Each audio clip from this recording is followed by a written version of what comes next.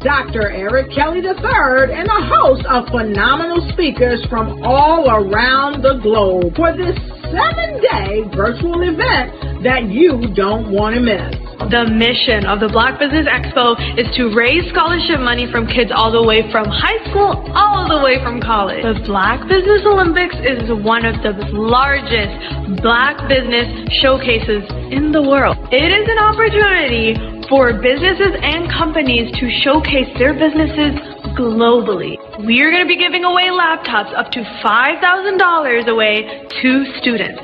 Again, I'm Olivia Appleberry, the founder of 2 Cents Finance and one of the speakers for the expo. I am so excited to see you there. For more info, go to www.blackbusinessexpousa.com or call 919-308-9090 and hope to see you there. I am Black Business. From the moment I wake until the time I sleep. Yes, I am Black Business. I am Black Business. Tell me, are you Black Business? I am Black Business. Do you support Black businesses? Listen, I support Black business because I am Black Business. Black Business Expo, one of the largest business showcases in the history of Black business in the world. The world! Sign up today at www.blackbusinessexpousa.com or call 919-308-9090. I am Black Business. I am Black Business. From the moment I wake until the time I sleep, I am Black Business. I am Black Business. Are you Black Business? I am Black Business. Do you support Black businesses? I support Black business.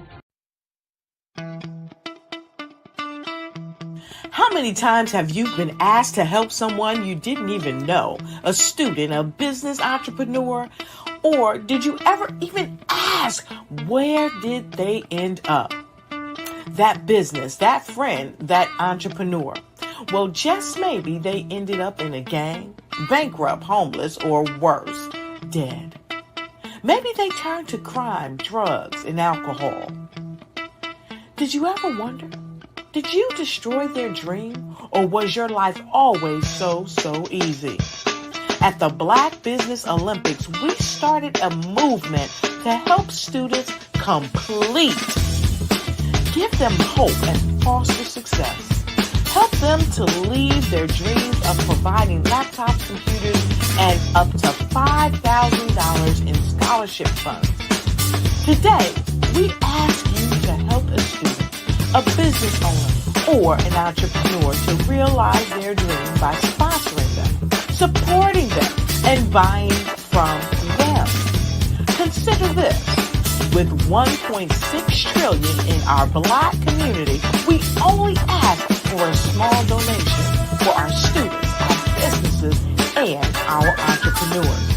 And you can change a life today. So I ask you, what are you going to do?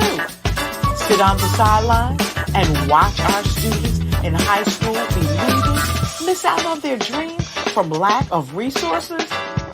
Or are you going to donate to the movement and change their future and yours as well?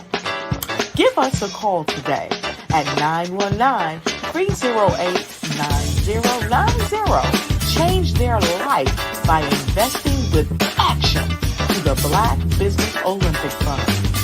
The Black Business Olympics, one of the largest business showcases of Black business in the history of the world.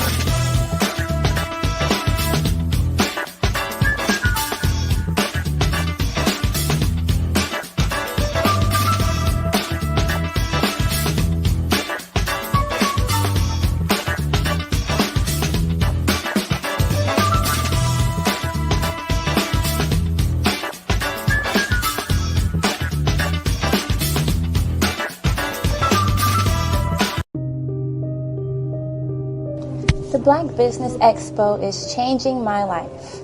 This year, they are giving away laptops and even $5,000 in cash to students just like me. I'm Alexis, and I want to go to college to fulfill my dream of becoming an entrepreneur. Help the Black Business Expo going to www.blackbusinessexpousa.com and also becoming a vendor, a sponsor, or donating. Absolutely. So our coaching program help people that have the lack of time, that lack strategies, and lack the confidence to go after their dream life. So we help them implement tools. We help them implement, I love to leave the inherited lack of finances or the education behind finances. But it wasn't until I lost my firstborn, my only son, that life changed for me. And where I was going after it all, living the corporate life, hit my 6-figure income, and living in my dream house with my dream man, driving my dream car. Wow. I nearly lost it all. Wow. When I lost my son. And so I realized it only takes one financial catastrophe that can change your entire life. That's what made me start All New Beginnings. Because no matter what's going on in life, there's a new beginning. And because of that, we develop a program called Wise Minded. My little slogan is, don't just dream it, let's live it. If they want to connect with you or work with you, what is the best ways for them to be able to do that? Well, for my social media guru, you can connect with me on every single social media platform as Tanya T. Wise. You people that like the text, then they can text 202-993-5793. Text the word dream. Attention all entrepreneurs and companies. Are you looking for reliable and efficient virtual assistants and back office support to help you manage your business tasks? Look no further than Superwoman Business Services. Our team of virtual assistants provides a full range of administrative support services, including operations management, social media marketing, and much more. We also offer website design services to help you create a professional online presence that reflects your unique brand. In addition to administrative support and website design, we offer business development and structuring services to help you grow your business and achieve your goals.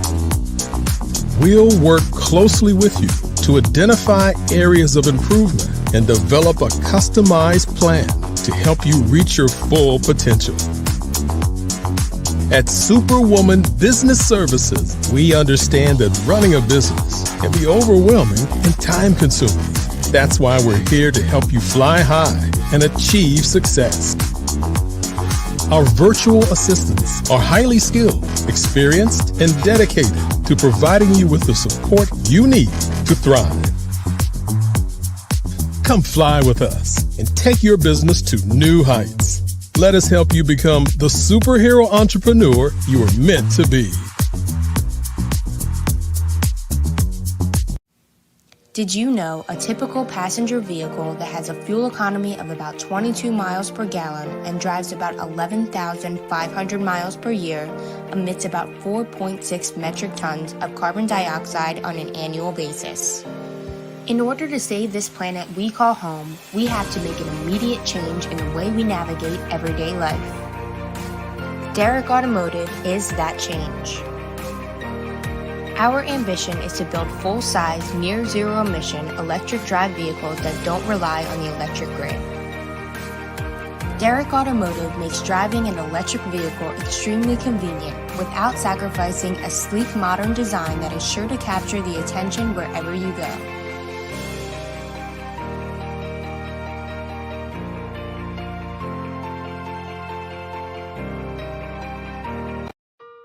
Hello, this is Israel, and I am CEO of Daydreams Interactive and author of Princess Planet. So, genius is common, and as a kid, I loved to daydream. Even as an adult, I love to daydream.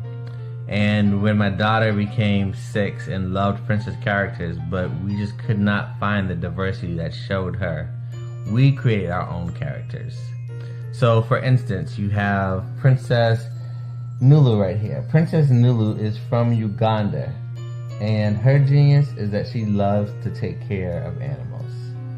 She can actually even listen and hear what they say. And then we have Princess Isabella right here. Princess Isabella, she's from Cuba, and her genius is biochemistry. One day she hopes to eliminate disease. Then we have Princess Nia right here. And Princess Nia is based off of my daughter. And she is what she wants to be, the greatest dancer alive. So that's her genius. So what's your genius? My genius is my imagination. Genius is common.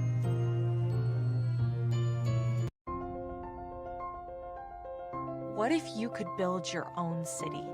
A place where every child can find nurturing people to help them achieve their full potential. A place where every adult can access job training support. Where health education is abundant. Where social justice ruled the land. A place without limitations. Welcome. You have arrived at STEM City USA. It is what every city should be. A safe and trusted community where you find people and resources to help you become everything you are and beyond. STEM City is unlike anything you have ever experienced. It is a digital twin of the world around you, only better.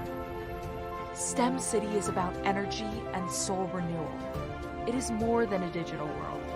You can almost feel the power of live cultural events, music, and theater. STEM City promises a better future for children with caring mentors and hands-on activities with dedicated tutors to support our youth. STEM City is your passport to a healthy lifestyle with weekly events addressing our community's many issues. STEM City is your financial well-being with helpful information on wealth management, career advancement, job training, and so much more. STEM City is the community you deserve. It is the city where your dreams can come true. STEM City USA, a place in the sky that is accessible to all who reach for the stars.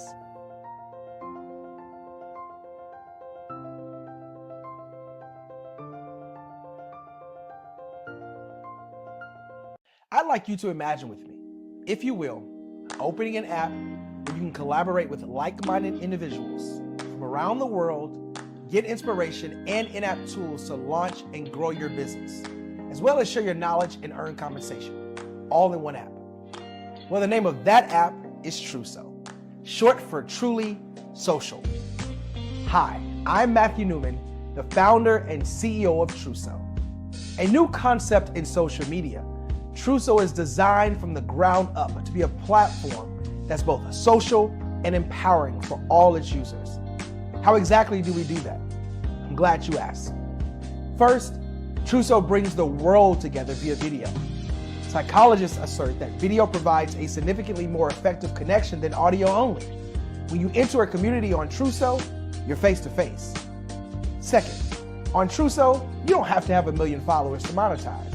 Our business model allows all hosts and moderators to monetize, no matter the size of your following, by 1, producing fee-based content, and 2, inviting others to join the platform as subscribers. Even more, Truso has an in-app resource library with over 100 free resources, forms, and documents to help you build your brand and grow your business. Third, Truso is inclusive. The deaf and hard of hearing communities make up 360 million people worldwide. Unlike audio-only apps, Truso embraces its community, providing a networking platform that allows them to participate via video and closed captioning. We even have a deaf and hard of hearing foundation in the works as well. Fourth, Truso is both social and safe. We refer to Truso as a virtual extension of the beauty shop, barbershop, and brainchild of the community. A place where there's laughter, along with wisdom, growth-oriented conversation, and genuine connections in a safe space. Truso even has proprietary security to ensure we maintain a safe environment for everyone. Where are we at now? Truso is live, y'all. We've launched in beta and we're acquiring users daily. We have an incredible development and marketing team plus amazing celebrity influencers at the table, helping us spread the word around the globe, beginning within the African diaspora and beyond by creating a safe space for growth, connection, and collaboration. We're truly excited about TrueSelf. We've created something special for which there is a global market. And we invite you to embark on this journey with us as a shareholder. The future for TrueSelf is truly bright. Join us and let's go there together.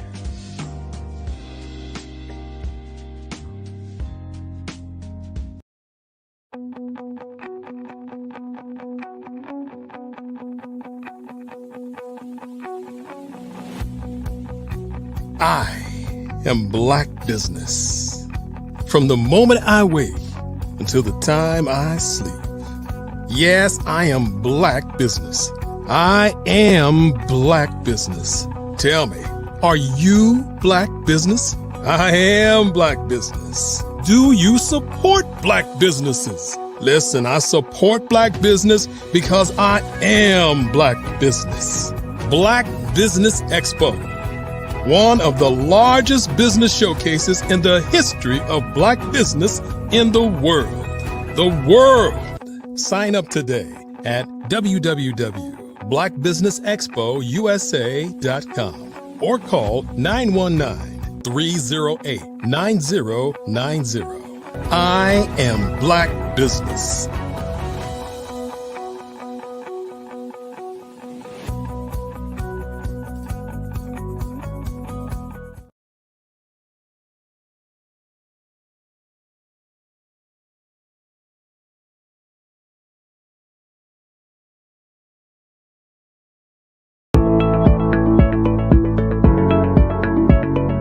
Prepare for what's coming and dominate in economic winter. Stand strong and thrive by showcasing your great products and services globally through the Black Business Network and Black Business Olympics. The Black Business Network has showcased over 2,000 companies with over $7 billion in sales each year. Over 10 million attendees have viewed the rebroadcast each month. Through the Black Business Olympics, unique styles of business training and mentoring are turning students into business owners and entrepreneurial warriors who will dominate in any economy. Gain the ultimate advantage of the Black Business Olympics, 7 days of unbelievable topics and speakers speaking around the globe. Donate your time and experience to provide expertise and scholarships to students worldwide and change the world. Good afternoon, business owners, entrepreneurs, thought leaders, and corporations. Welcome to the Black Business Network. My name is Angela Baptiste, and I'm your business moderator for this afternoon on the Black Business Network. The Black Business Network is a 24-hour business network showcasing Black businesses, business owners, entrepreneurs, and thought leaders worldwide. We have speakers from North Carolina, London, Singapore, Africa, Japan, and cities all over the United States. The Black Business Network is a global community sharing its business knowledge to empower, inspire, and educate businesses about business. Today, we have a special guest. Her name is Miss Sophia Evans. Sophia is the owner and strategic leadership consultant at Apply IT Consultant. Ms. Evans has held several leadership positions, such as Director of Human Resources and Operations. Her current positions include Director of Administration at St. Stephen Baptist Church, Senior Human Resources Consultant at Insperity, and Senior Human Resources Advisor at Full Gospel Baptist Church Fellowship International.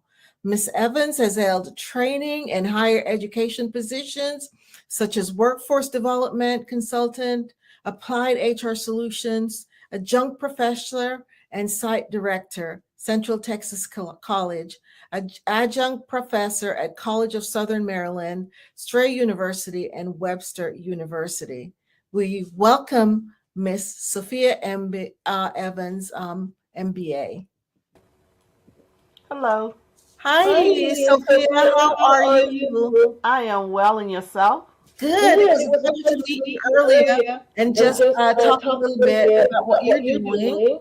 And so I'd love to introduce you to the community. So you can share a little bit about who you are and what you're doing in your business.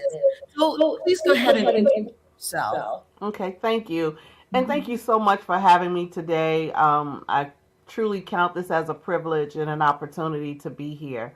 So I am Sophia Evans. I am the owner and founder of Apply It Consulting, LLC, where we provide strategic leadership, training, development, and coaching, in addition to workforce development and also job readiness training for individuals and organizations. Awesome. That's a good service there. So what would you say are some of the secrets of the success of your business? Building relationships, networking, not being afraid to network, not being afraid to ask questions and speak to individuals. And also, if you're in a specific industry, ask those questions in those industries. Leaders, those thought leaders, or someone that you may know or have seen. And a lot of times people are so open to share their background, how they got to where they were. Also, with that relationship building, sharing with them what you're trying to accomplish. Yes. Relationship building is definitely important in building a business because people like to do business because they like and trust. So very important. So why did you start your business? Well, I started my business because I am in several leadership roles, and people would ask me, how is it that you're able to get in the room, sit at the table, or be involved in certain conversations? And so what I started doing was helping individuals, particularly my sisters, minority sisters, with between our communications, between not wearing our emotions on our sleeves. That's a big one, isn't it? Oh yes. Debunking the stereotypes that individuals have about us as business owners, leaders, and also the gender biases, breaking down those walls. We know they're there. That's okay. They're going to always be there. But we have to know that we have to stay focused and keep walking through those challenges and make, other kind of shift every now and then to be able to get to where you need to be. And isn't that important, being flexible and adaptable in this kind of business that we have today, right? Those are key components of being able to survive and succeed as entrepreneurs and business individuals. Absolutely. So how did you persevere through the pandemic? So during the pandemic, I had another business before. And so that was hit hard by the pandemic. I lost all the contracts that I had because you couldn't get out and things of that nature. And a lot of companies' budgets were cut, and I understood that. And so what I did is I did a rebrand, a refocus, and a reframing of my business. And I started hearing individuals ask, or again, that relationship piece. Individuals knew that I pretty much worked from home. And they also know that I had teams that work under me, and we were still able to function remotely. And so that's where other leaders, organization owners started to contact me to do leadership training with their leaders to be able to function in a remote environment. Also, I had trainings with their employees to be able to know what it looks like as an employee to function in a remote environment. You know, sometimes people are quick to say, oh yeah, I wish I worked from home. But working from home is not necessarily easy. You know, especially when you have a routine, no matter how much a person may want to work from home, you know, you have a routine. You get up in the morning and you're going out and then you're going to work and you're dealing with people and you're interacting with your coworkers, your colleagues, or whatever. And then when that gets to the point where you're just at home and you're expected to function just as if you were in the office, that can become a challenge. Yes. And it has to be, you know, you have to be able to be controlled, and disciplined in order to be effective from home. I totally agree, because work from home has been a thing in my environment for a long time. Because I work in communications, and we've been working from home for forever. Right. You know, one thing. So yes, I totally get that. So what do you want to achieve next in your growth? So next in my growth, I really want to break into the social media market. Social media, I have to say, is a weak spot for me. But I am doing research and communicating with other individuals where that's their strength. So, you know, I can get better in it and to help my organization prosper. Also, being able to help young people, giving back to them to let them see, yes, you can get a degree. Not everybody needs a degree. Not everybody gets a degree. Not everybody goes to school. But if you've got a burning desire to be a business owner, you can do it. You know, so encouraging them and also helping them to know, yeah, there's some changes you may have to make, and that's okay. And at first it may kind of feel uncomfortable, but sometimes, and most of the time, change is good. You know, and if you persevere through it, make those changes, and then you start to see the outcome of it, it then becomes like second nature. So really helping our young brothers and sisters really focus on what's their next step in life. Yeah, and I agree with you, because if you don't embrace change, what's going to happen? Right. It's just like that book, you know, about mice. And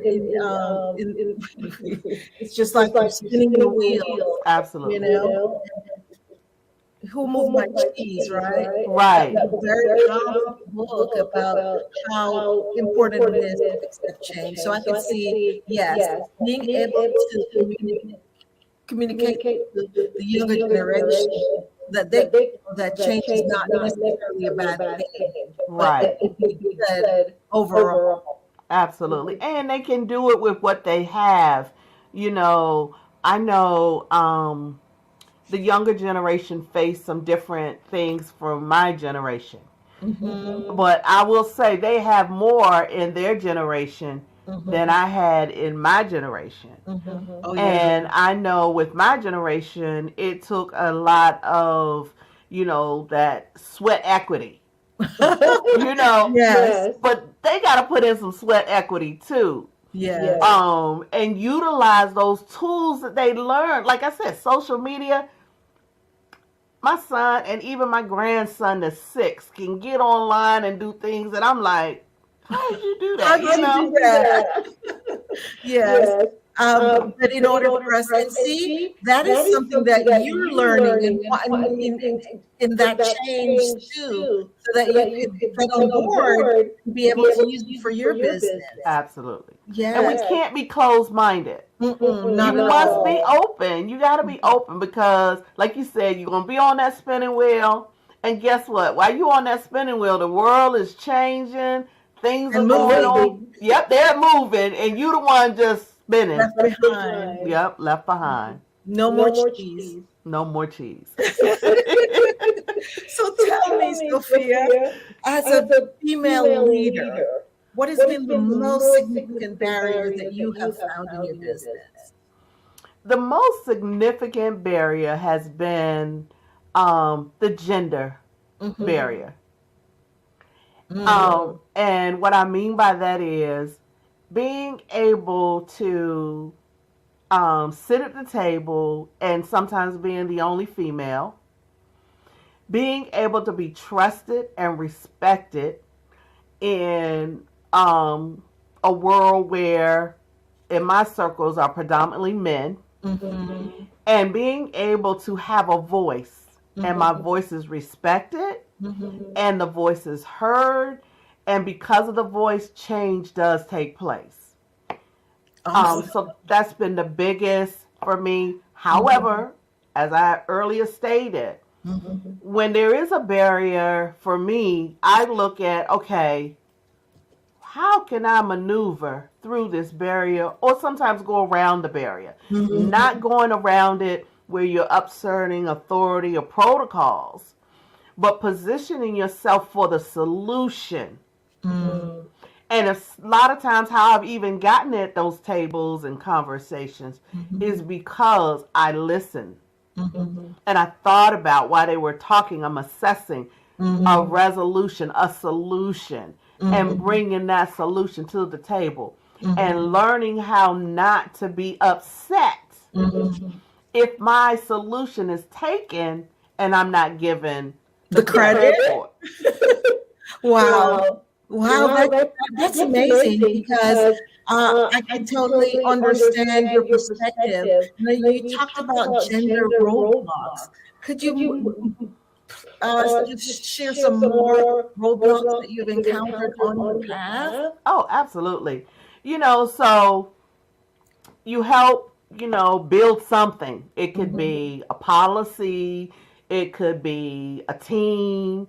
It could be a project to fruition. And again, at the end of the day, the male who really wasn't in the weeds, getting their hands dirty, takes it, presents it, and now they are the one with the stars. Yes, the stars. What do you do in that case? But guess what? It's with anything. If you make a cake, you may give me the ingredients, but that don't mean that I can make that cake successfully like you made it. So you can make the cake, give it to me, and I can take credit for it. But then if somebody asks me for the recipe and I missed something that you didn't, you might have a secret recipe ingredient that you didn't give, and the people try to do it, they're like, that didn't taste the same as Angela's cake. So I've learned there's no need for me to puff up my chest or get upset because you didn't acknowledge my work. You did not acknowledge my leadership, because at the end of the day, I've seen where time and time again, you eventually have to come back to me. And when you do, then you have to say, Sophia actually is the one that put this together. I know. With cake in your face. Exactly. And that's okay. Wow, it's amazing. Have you been able to take other women with you as well? Absolutely. And let me just say this, Angela. Again, I think, we talk about barriers, and I talked about the gender one, but I think our self barrier is bigger than the gender barrier. Wow. How so? And I say that because, you see other successful women, you see other successful women leaders, and you say you want them to take you under their wing and, help you get to where they potentially are, or whatever. But then when they start to pour into you or mentor you, that's where those emotions come into place. That's where our self-confidence comes into place. That's where we start to doubt ourselves, even though we may have the example in front of us, and also being clear that that individual didn't get where they were without being hurt sometimes, being wounded sometimes, toes stepped on, squashed, but never completely, defeated. With anything, when it comes to leadership and success, you're going to have your failures, your pitfalls, but then you're going to have your benefits and you're going to have your blessings. And so I had to learn, when I'm being chastised for something, I learn from it. Because in my mind, I'm like, that won't happen again. And I do what I got to do to make sure it don't happen again. And sometimes when I try to mentor women, that becomes like it's like a block. Just be open. Be open. Open yourself up to a change that will help you. Because even in be it the social media world, be it in leadership roles, no matter the industry, because I try to make sure I talk to different leaders in different industries, male, females, young, whatever. Doesn't matter the ethnicity. The flexibility piece is key. The second thing is being able to take constructive criticism, no matter who's giving it to you, take that on as, okay, there was something I could have learned in that. What is this here to teach me to do better, to be better? Because trust me, I've had situations where I got chastised.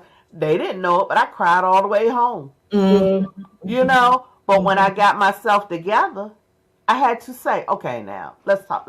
Sophia, let's talk about this. What could you have done differently? Yeah. And it's funny that you're talking about that. The next question was about the mistakes you made in your business and what did you learn from it? Yeah, like I told you, I had a business before, and now this is the rebrand of it. Even changing the name, because again, that was a mindset for me. I didn't want to carry the same name. I wanted to start fresh, do something new. And so, yes, it was hard with losing and letting go of that other business, because in my mind, I was doing very well, but I had to look at some things. There were some things that I did not put in place. I didn't do some research on certain areas of business areas that I wanted to tap into. I didn't do a lot of the networking and building those relationships, because I'm an introvert, even though people may not think so. I had to break out of that shell. Yeah, I can do a presentation and all of that, but then after that, I go right like the turtle in this shell. So there were some things that I had to overcome. And it was fortunate, but unfortunate. Unfortunate for the pandemic with COVID. But the fortunate piece was it gave me the opportunity to look at me, look at my business, how to rebrand it, how to start it back over, to ask for help when it was needed, to come look at those areas where Sophia needed to come out of and do better. So, yeah. Wow. A lot of learning, right? Absolutely. Always. Yes. I think that's one of the things, one of my mentors, John Max, he talks about evaluating experience. Yes. How important it is. And that's what leads us to be successful when we take a pause. And did the pandemic give us a time for pause? Absolutely. So I'm sure you're glad for that pause. Yes. So what advice would you give to the next generation? Or maybe a female business owner? Yeah, well, I would say to both. Do your research. Do your research. Do your research. I can't say it enough. Don't get upset if you see that you have a competitor. You might even want to speak with your competitor to see. Do your research to see if the demographics where you are you will be able to be successful. Talk to other individuals about how did they do what they do in the industry that you're interested in. Also, Be honest with yourself. Is it the right time for you? And being honest with yourself, do you have what it takes to be a business owner? Wow, And some hard questions, huh? absolutely. And these are questions that have come from some of my failures. So you got to do your research, but you also got to, even before all of that, you really got to know who you are. You got to know your value. You got to know you can stay focused. And when you get off track a little bit, you got to put things in place. It can be mantras or some kind of activity that brings you back on track to say, I'm back. And not no long term, I'm back, away. Quickly get back on track, get back up, take your failure as just a little bump in the road to learn from it. And keep moving.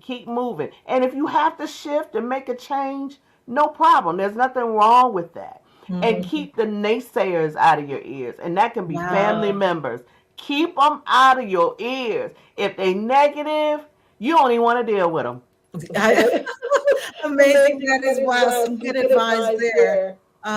Wonderful. Awesome. So, who would you say inspires you? My son and my grandson. Oh, okay. Tell me about that. So, I was a single mom. And so, anything that I ventured to do, even when my son was a little boy, I'd have him right there with me. I'd ask him questions like he knew what the world I was talking about. He ain't know. He'd be like, yeah, Ma, you doing good? Wow, out of days. Right. That was empowering too. Exactly. And so even till today, he owns 2 businesses. So I'm proud of him. So that motivates me because I look at it as I poured some seeds on him along the way with carrying him along with me with what I was doing in life. And then my grandson, I do the same thing now. And I pour into him and I ask him, hey, what kind of little business would you like to start? And my son does that. And then how just to see my son's successful African-American male, and then my grandson who will grow up to be a successful African-American male, they just inspire me so much. Plus, we're like a team. They encourage me, I encourage them. So when we get together, we FaceTime because they're in Florida. We FaceTime almost every day. But when we get together, it's like, okay, people probably look at us like, who? That old big old kid with the... Wow. I can see how that gives you joy. Absolutely. Oh, yes. And you've definitely passed on that entrepreneurial spirit to them. Yes. So what a blessing that is. Yes. So I can imagine what your day looked like. You were very busy, right? Yes, so how did you take care of yourself and maintain good mental health? I'm glad you asked. So I build in time off. And time off may not mean a full day. So I'll give you an example of today. I've been on call since probably about 8 o'clock this morning.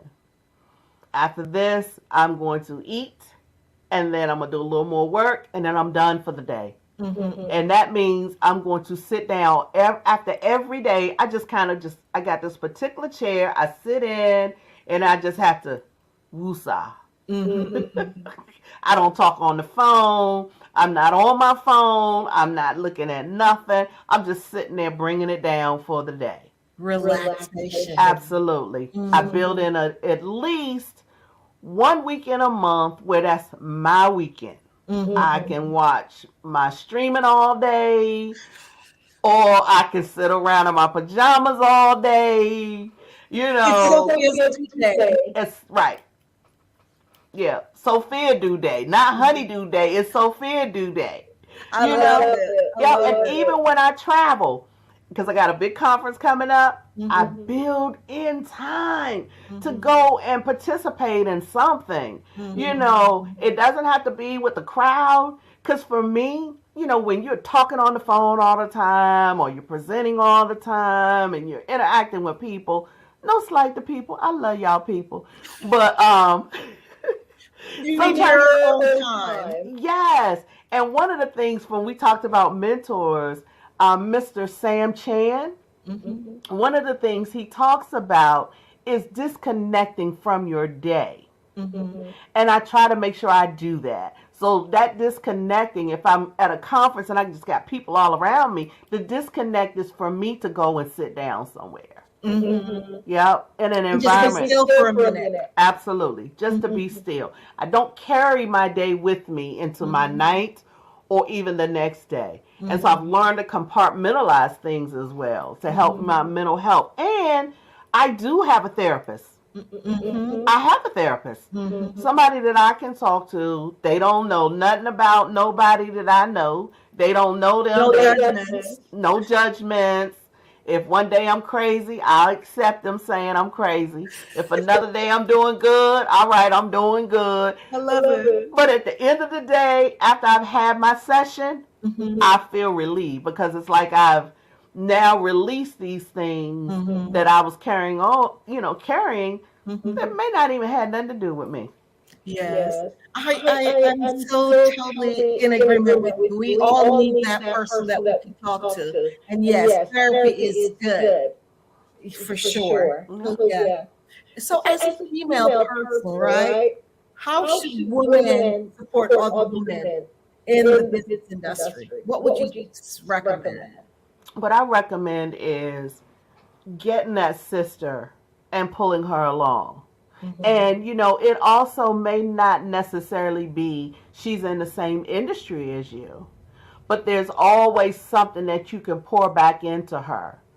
It could be communication. It could be leadership. It could even be emotional intelligence, helping her gain her emotional intelligence, helping her learn how to maneuver in a man's world or in a all male dominated space, in a way that she is able to still keep her femininity and also know who she is. So, yeah. Wow, that's so important because as females, we need to be more there for each other and encourage and, as you say, bring each other along. Because I have noticed sometimes that scarcity mindset, and it's so important for us not to have that mindset at all, but to know that we're in the abundance and for believers that have that God, all of it, so we are willing to share. Absolutely. Thank you for that. So how have your priorities changed? Well, first of all, they changed, of course, because of COVID. And so, which for me was good because it seemed as though I was going 24/7. And so when it came to being able to just not be going, I had to go through a readjustment of not going. But it was good because I had to learn that just burning the candle at both ends and not realizing it will burn you out for real with your health. Stress is a killer for sure. It is. And so I had to change my priorities. I thought I was saying no. I guess I really wasn't. I think my no was kind of like letting the person guilt trip me to be, in it. Some kind of way through that guilt trip, which was my ownership, turned into a yes.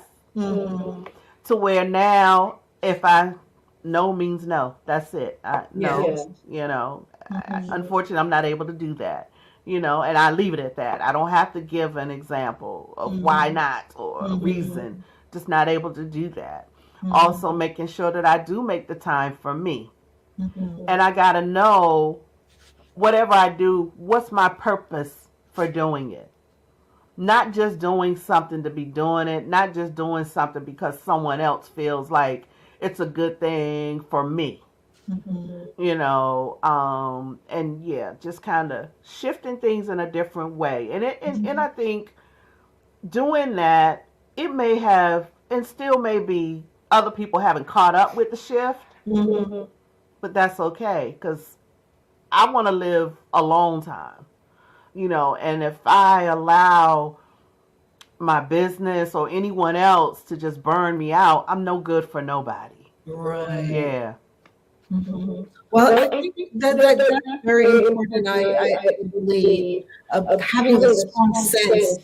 That's what you're telling me. You have a strong sense of who you are, and you're only going behind the things that really support and establish what your beliefs are. So you're not going to have anyone design your life, take you along for a ride, where you don't want to go. So definitely great. So where are you located in your business? I am located in Waldorf, Maryland. So you're in Maryland. Why did you decide to be there? Because it looks like you've been in different states. No, I've been in Maryland. I'm in Charles County. I'm in Charles County, Maryland. Now, and I'll say this: I've always lived in Charles County, Maryland, and I think most of my positions have either been in Virginia or in Prince George's County. And so you talked about shifting, and that was one of the things I did shift. I said, you know, I want to be able to give back to my own community. I hadn't really done that. I mean, I can go to Prince George's County and, hey, boom, boom, boom, boom, give.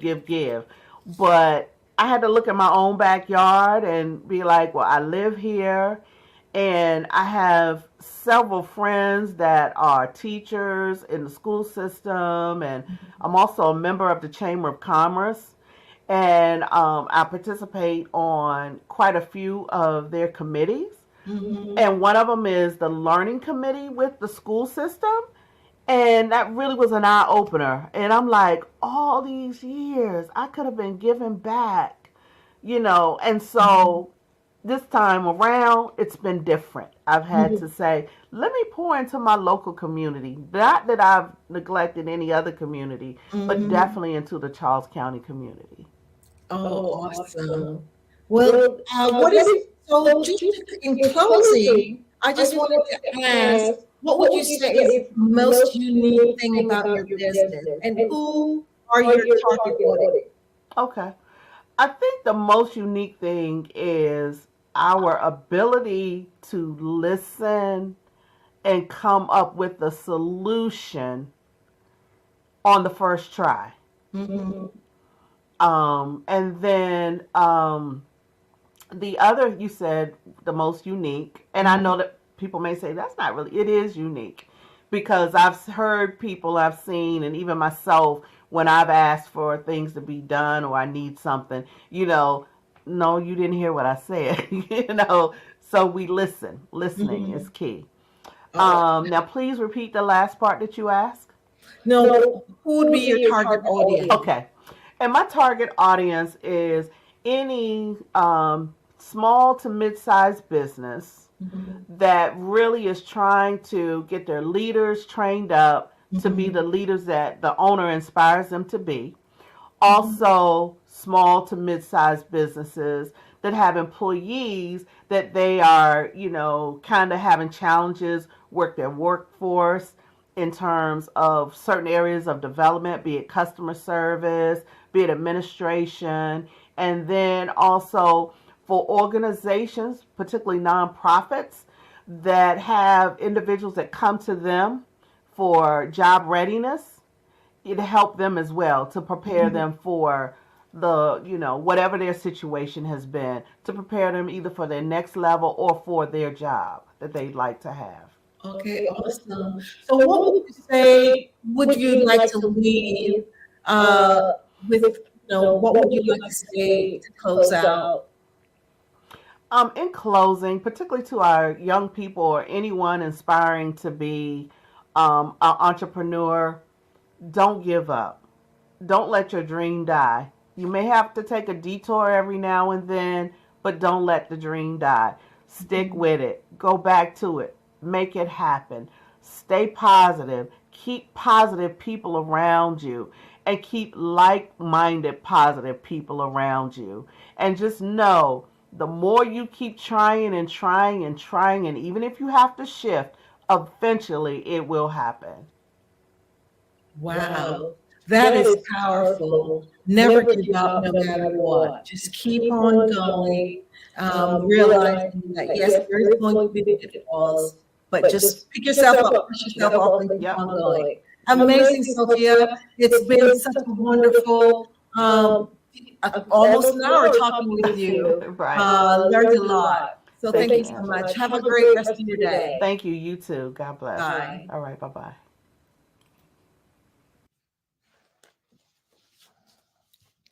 We're so thankful to have been sharing that interview with Sophia. Learned so much good things about her business. It's been such a wonderful conversation.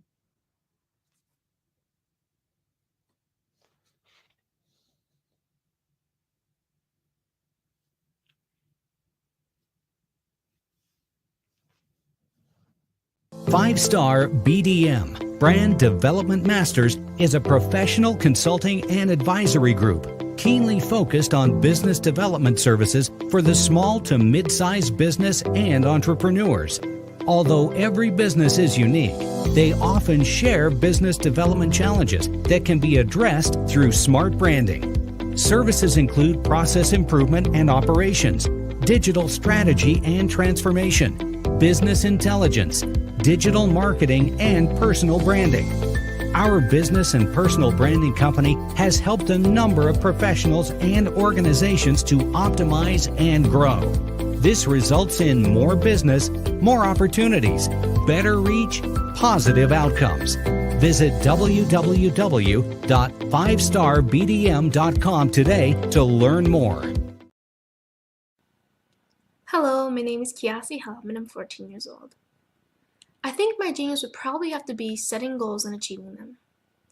I say this because ever since I was young, I always wanted to be an author, and at age 11, I ended up achieving this.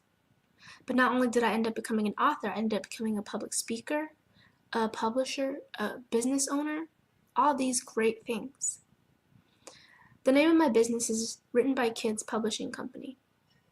I decided to start this company because I thought it was important for me to help kids my age express themselves through literacy and just achieve their own goals.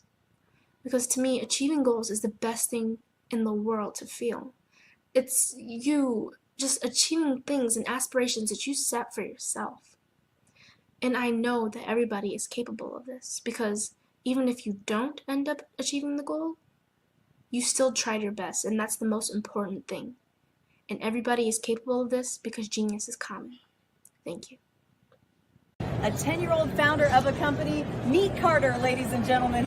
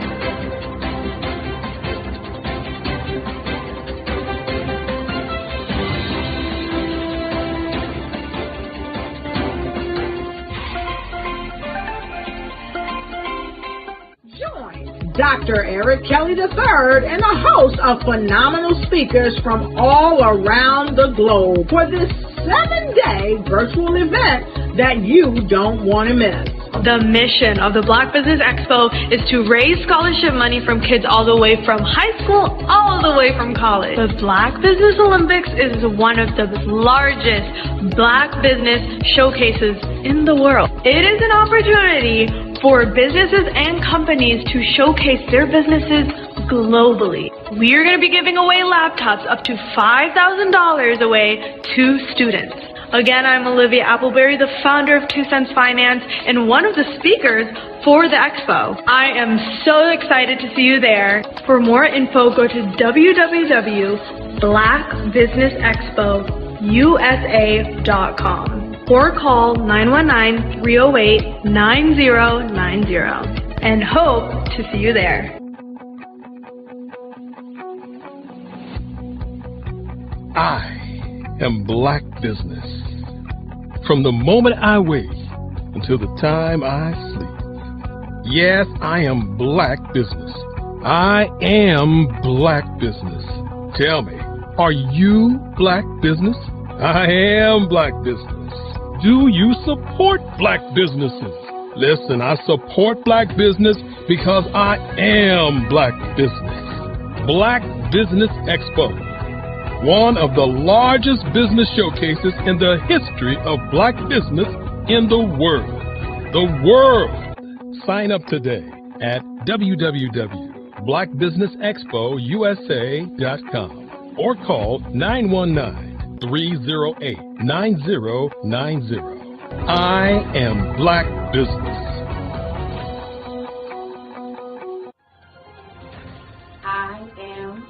I am Black Business. From the moment I wake until the time I sleep, I am Black Business. I am Black Business. Are you Black Business? I am Black Business. Do you support Black businesses? I support Black business because I am Black Business. Black Business Expo, one of the largest business showcases in the history of Black business in the world. Sign up today at www.blackbusinessexpousa.com or call 919-308-9090. I am Black Business. I am Black Business. From the moment I wake until the time I sleep, I am Black Business. I am Black Business. Are you Black Business? I am Black Business. Do you support Black businesses? I support Black business because I am Black Business. Black Business Expo, one of the largest business showcases in the history of Black business in the world. Sign up today at www.blackbusinessexpousa.com or call 919-308-9090. I am Black Business.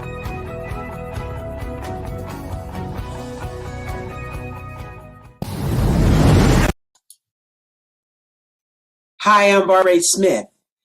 Genius is common.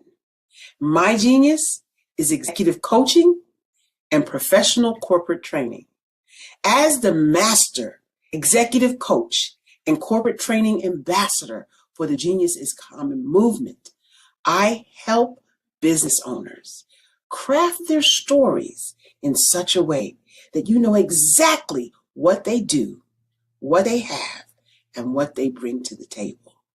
Many times as business owners, we are asked, so what do you do for a living? And we could be crushing in our businesses, but we're not quite sure exactly what to say in a short amount of time. Well, I help you take those stories that are the reason why you're in business and why you're so passionate about your business and craft them in such a way that people are drawn to you as opposed to being repelled by you. Because every conversation, every time you talk to someone about your business, you are excited about it. But are you really conveying what you do, what you have, and what you bring to the table? And do really people understand why you care so much and why they should care that you have the solution to their problem? Well, I'm here to help you with that. As a master storyteller, I can help you with your stories and spin them in such a way that they are intriguing and fascinating. People want to listen to you talk about your business. That's why at the Genius is Common movement, I am the master executive coach and professional training ambassador. That's my genius. And genius, oh yeah, it's common. See, being in business, regardless if you're a non-business or any type of business, is about connecting. It's about hearing new information that can drive you forth. It's more about coming together with people with like minds in order to make your business grow. You don't wake up wanting to be mediocre and just do just enough. You want to excel. You want to be a master in your craft. You want to take it to the next level. So it's not going to happen by accident. So you have to be mindful and think of what can I do today to help take me to the next level. The truth is, your life will only change when you get new information. Your life will only change when you move forward with another level of thinking. This expo is about new information to move your life to another level.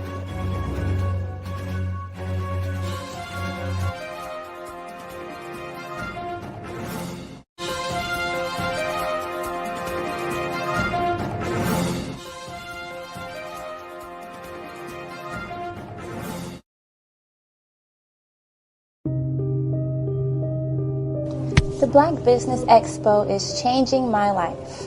This year, they are giving away laptops and even $5,000 in cash to students just like me.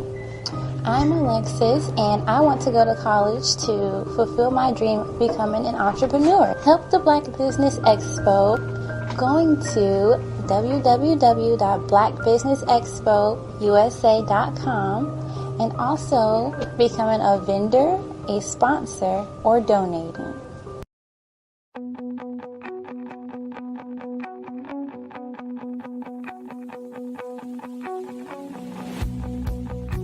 I am Black Business. From the moment I wake until the time I sleep. Yes, I am Black Business. I am Black Business.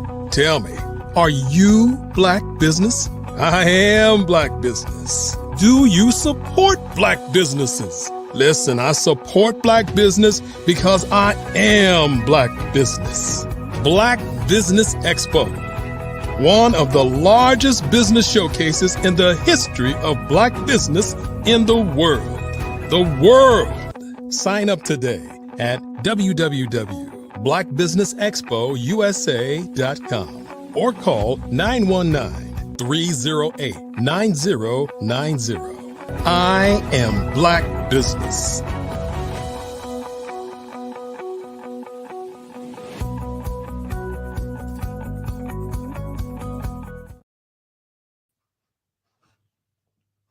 Good afternoon, business owners, entrepreneurs, thought leaders, and corporations. Welcome to the Black Business Network. My name is Angela Baptiste. I am your business moderator for this afternoon on the Black Business Network. The Black Business Network is a 24-hour business networking showcase. We showcase Black businesses, business owners, entrepreneurs, and thought leaders worldwide. We have speakers from North Carolina, London, Singapore, Africa, Japan, and cities all over the United States. The Black Business Network is a global community sharing its business knowledge to empower, inspire, and educate businesses about business. So we would like to introduce, welcome Alan Thornton.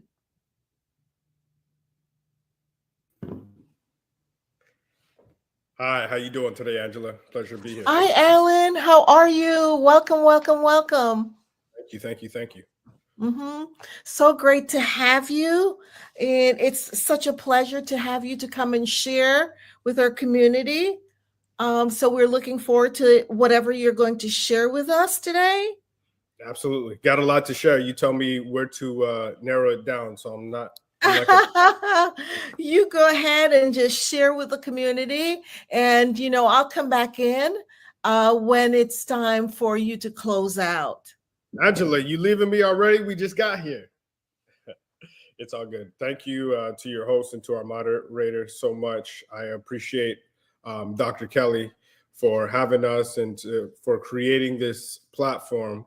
For those of you that don't know me, my name is Alan Thornton. I am the founder and the CEO of the 40 Acre Conference, which is the largest conference in the world on MLK and Juneteenth. And we were so gracious to have Dr. Kelly and to be streamed on the Black Business Network, our very first conference, and looking forward to doing some big things here in the near future. So there's 3 things that I want to go over today. And like I told Angela, like a pastor, I won't be long. So I'm going to hit these 3 points expeditiously. And then I know I'm the only thing standing between you and lunch. So I'll make sure that there is value within this message. So number 1 is something that I was taught when I was real young. Before I go through that, just give you a little bit about my background. So I grew up in West Texas, in El Paso, in Fort Bliss. Most people know it's the westernmost point of Texas. My mom is from New York.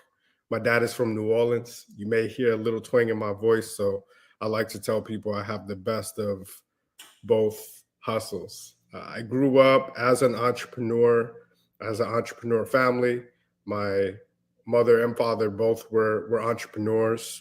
Growing up, I was always looking for ways to generate revenue, generate income, and add value to people. One of my first businesses was pulling weeds 2 for 25 cents. I learned at a very young age that if you don't charge for your time, but if you charge for your value, you can make a lot more. And some of my clients realized that too. And they said, well, why don't you just charge per hour like all the other kids?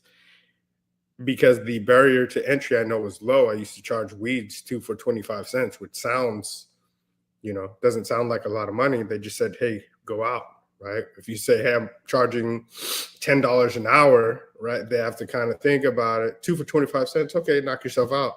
Then I'd bring a wheelbarrow full of weeds and probably charge double what all my friends were making hourly. So I say that to say, when you are looking to do something, charge for the value and not for the time. Something that I learned at a very young age. And even now, and I'll tell you about a project that we're working on. And with Dr. Kelly, I'm very excited about providing more value. And he is too, because he said, hey, I want to be part of that value. I know he's backstage saying that. But charge for your value and not for the time, because time is, it's our most limited and precious resource. So we have to guard it. And if we learn how to really gauge and to charge for the value, because we only have so much time, right? But if we charge for the value, we can outsource some of the things that we need to do to bring that value. And that's true business ownership. That's where we want to be. We don't just want to be trading our time for money.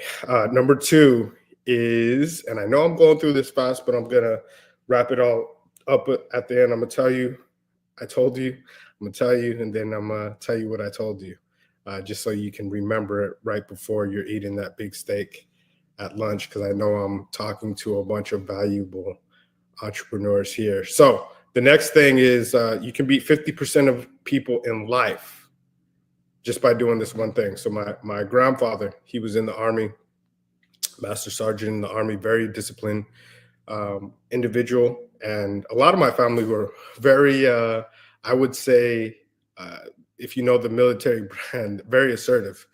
And sometimes that assertive gets misconstrued for aggressive, although sometimes it can be. But if you really remember, you can beat 50% of people in life just by showing up. And I remember all the time, and I don't know if some of you are big fans, but I'm a big Coach Prime fan. I wore number 2 and number 21 playing growing up, but he's been just an incredible coach as well. And I saw a reel by him the other day, and it says, hey, people may not be talking about you, right? But keep on making plays. Your name may not be in the headlines, but keep making plays. You may not be making and winning that championship today, but keep making plays. What he's saying is keep on showing up. Regardless of who recognizes you, you got to recognize your wins and keep on finding a way to wake up and to come back to that thing every single day, because it'll compound, and that hard work will eventually, everybody say eventually, type it in the chat, eventually, right? Yeah, I'm keeping some of you from being asleep. Type in eventually. Eventually, that hard work will pay off if you keep on showing up. I'll give you a real life example. And this is with Dr. Kelly on our conference. When we first started our conference, and we just completed our 4th conference, and which is astounding, by itself. And we celebrate those little wins, even though they become big accomplishments. When we first started our conference, and I'll tell you the story of all 4, we had this big idea to bring together government officials, to bring together celebrities, to bring together influencers, and to help mentor and sponsor the next generation, kids 8 to 18. Now, on the surface, it had never been done before. And I'll give you the back history. When George Floyd died back in 2020, this is why it's important to show up. There was a renewed focus on the Black community, right? There was a lot of corporations that said, look, I want to give $1 million. It started like an auction, right? I want to give $1 million. I want to give 500 million. I want to give $1 billion. I want to give, do I hear 20 billion, 30 billion? And unfortunately, less than 3 years later, less than 7% of that money has actually been dispersed. Now, math is my best subject, and that doesn't add up. But history is something that I really enjoy. And back in 2020 and 2021, it sounded a lot to me like the promise of 40 acres and a mule, right? A promise that was not fulfilled. Thus, we called our conference the 40-acre conference, and not to harp on errors of the past, but really to pick up and partner with new disciplines for the future. So we partnered with a lot of different corporations to give them a way to disperse, right? To partner and to find an ROI on that money, and especially deploy it into the Black community. And whenever you try to do something great, there's going to be a lot of obstacles in your way. So going to that story, we went to Black Wall Street in Tulsa, Oklahoma, right? I want to be, anything I do, I want to go all in. It's my name, right? For those of you that don't know, ALL-EN. Some of y'all get that on the way home. So I went to Black Wall Street in Tulsa, Oklahoma. And in Tulsa, Oklahoma, I met a few people along the way. Now, this was the centennial of the race massacre. It's the only time in American history to that time that Americans bombed other Americans. Black Wall Street was the most thriving Black community and the mecca of group economics at that time.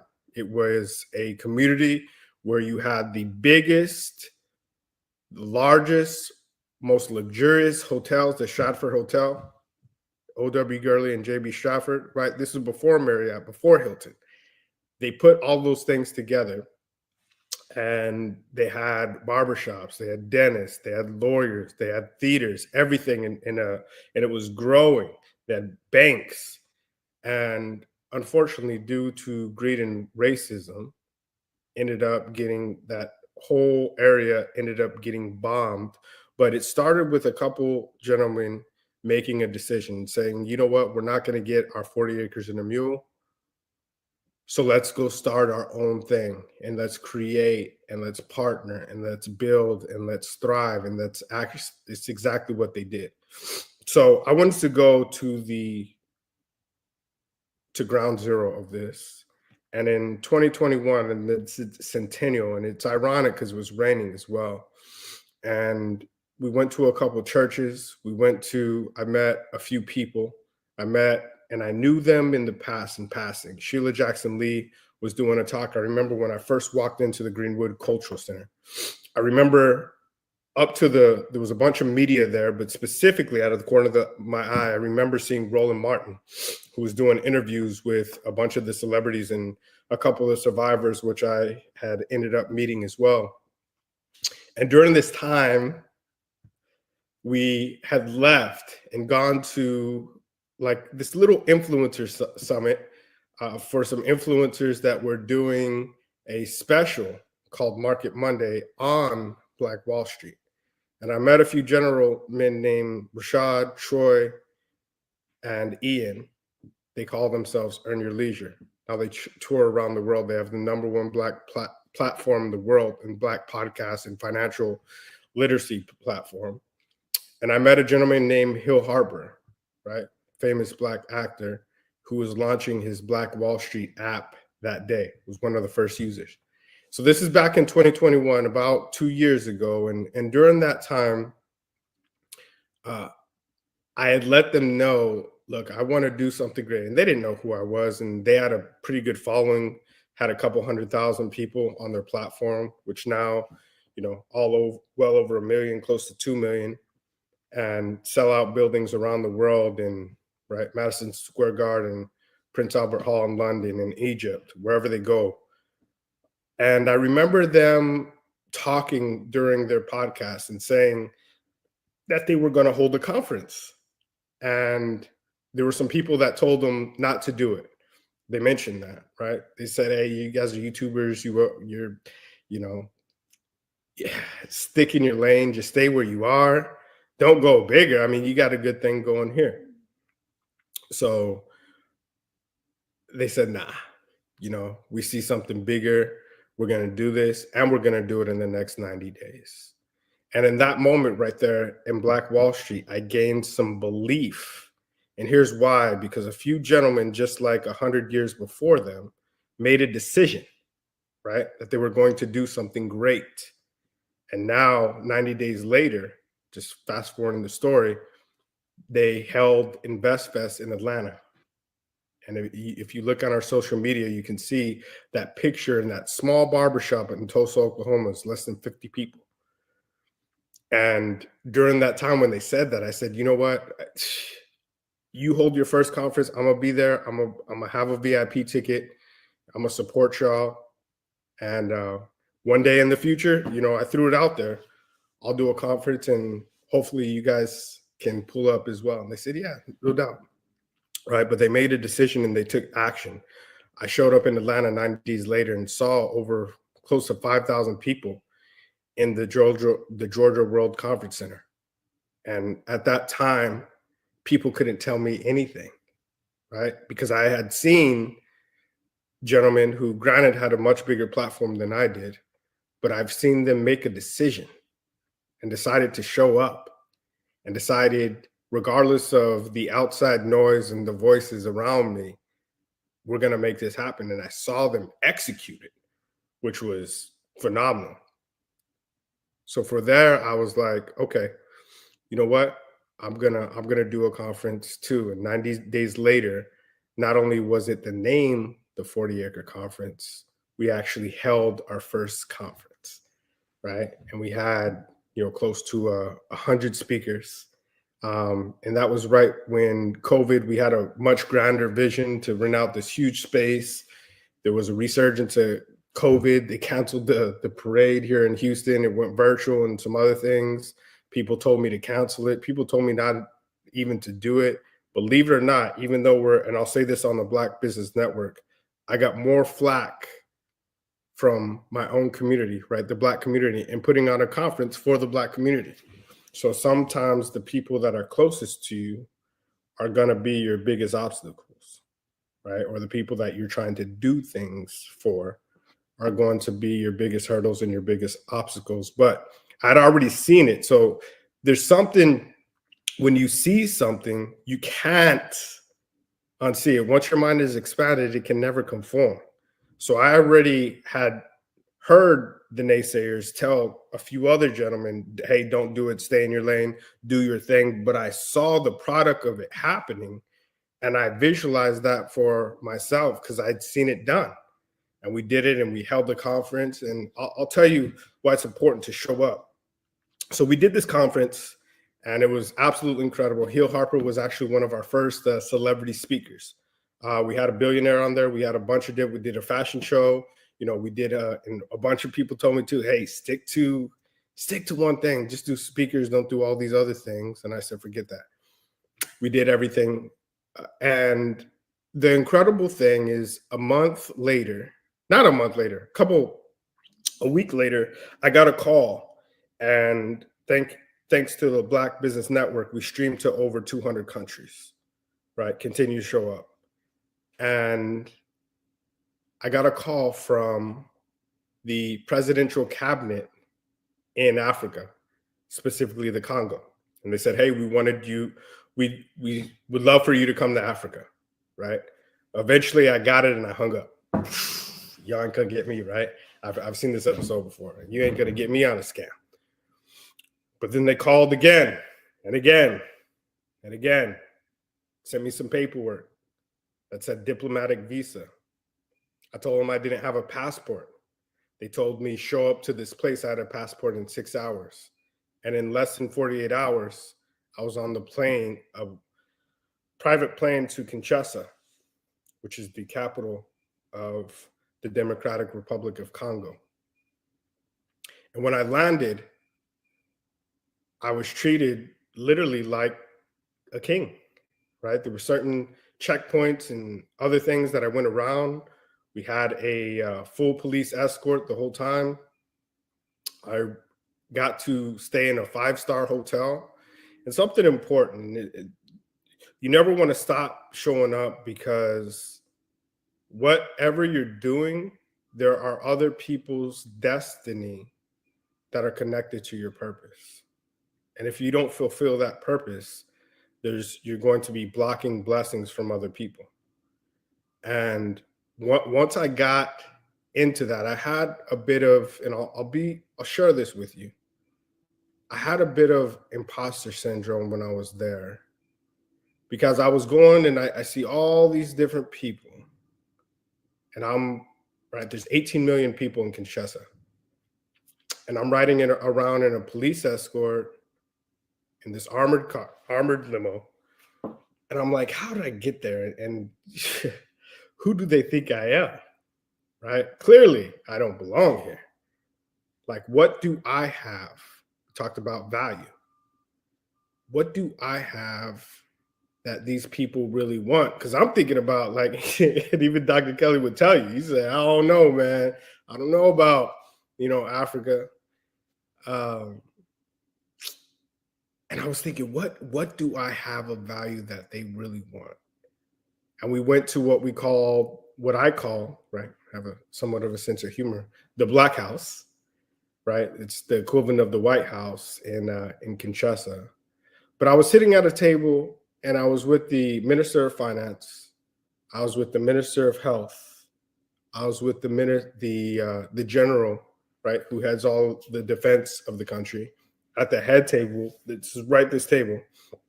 And at the head table, the president is, now African time is real. This is funny. It started at 7. He got there like at 11, but they gave us plenty of the biggest spread you've ever seen, like you see in the movies, right? Biggest African spread, all the food, all the drinks you can get. He shows up at 11. We don't care because we're having a good time in the Black House. And I was advised not to drink at all, but hey, I'm gonna have a good time if this is how it ends. But we had a very good time out there, and I'm sitting at this table, and again I'm like, how did I get there, and what do I have of value to bring? Because it's not my time. And I learned, remember the first point, I learned very early, you don't charge for your time, you charge for the value that you bring. Right? Because at that point, I didn't believe my time was worth that much, but the value and what the unique mechanism that I was bringing to them, they felt no one else could bring. So here's what the value that they saw. They saw they were trying to, and still have a big initiative, to create an African American Descendants Day.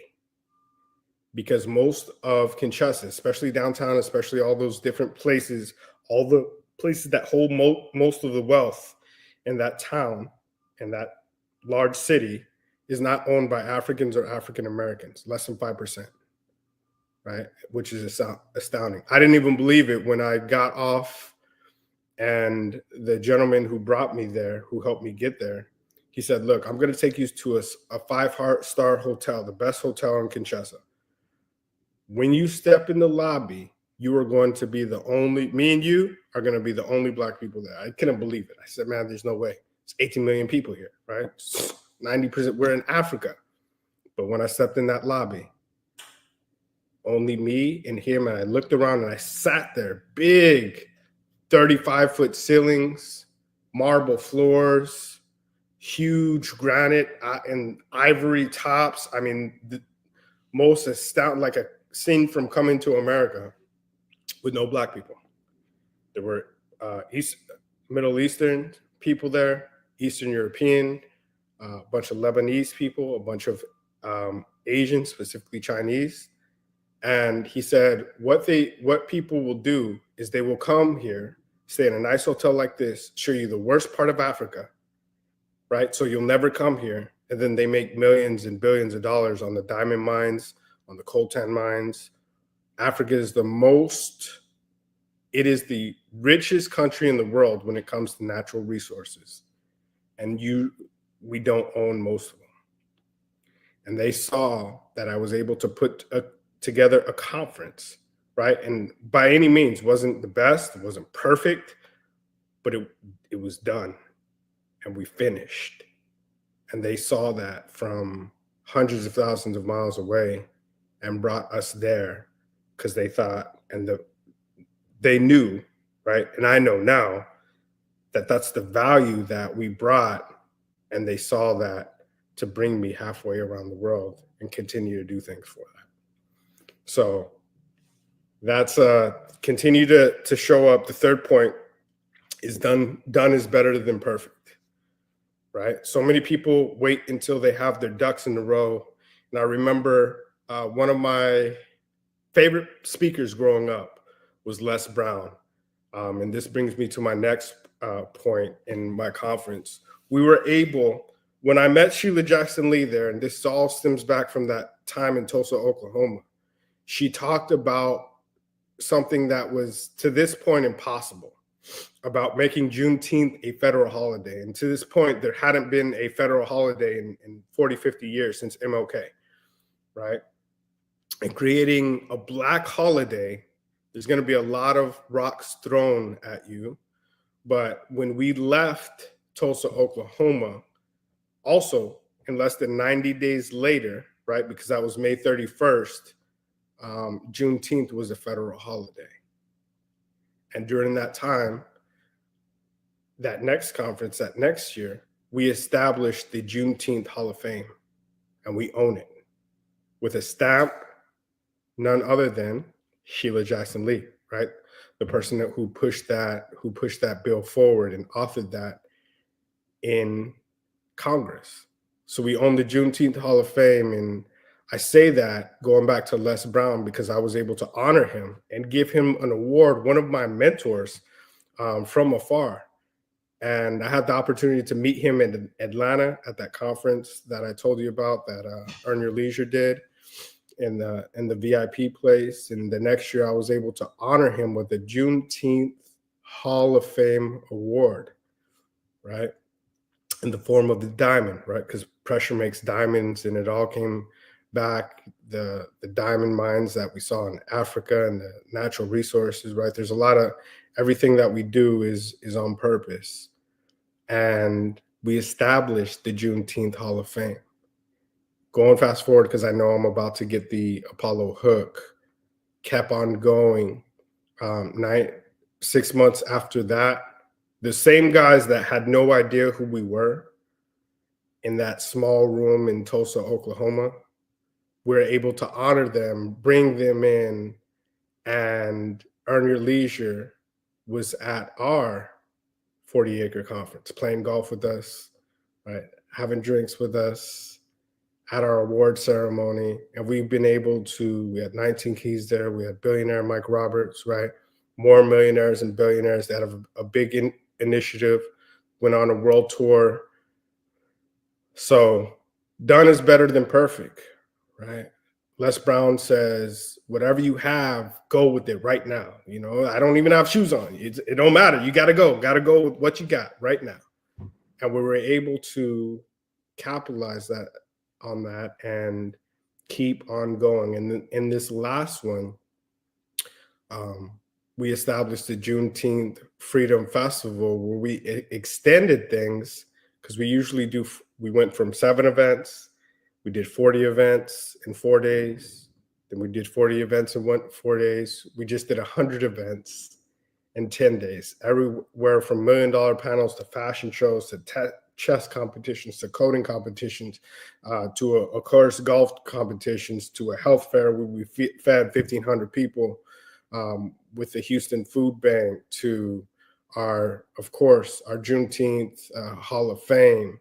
And billionaire Mike Roberts came in, and the initiative is big. And there was a gentleman who, and people outside of our community have helped us the most, believe it or not. They've sponsored more things than anybody in the Black community. And I had this vision to do upgrade our production.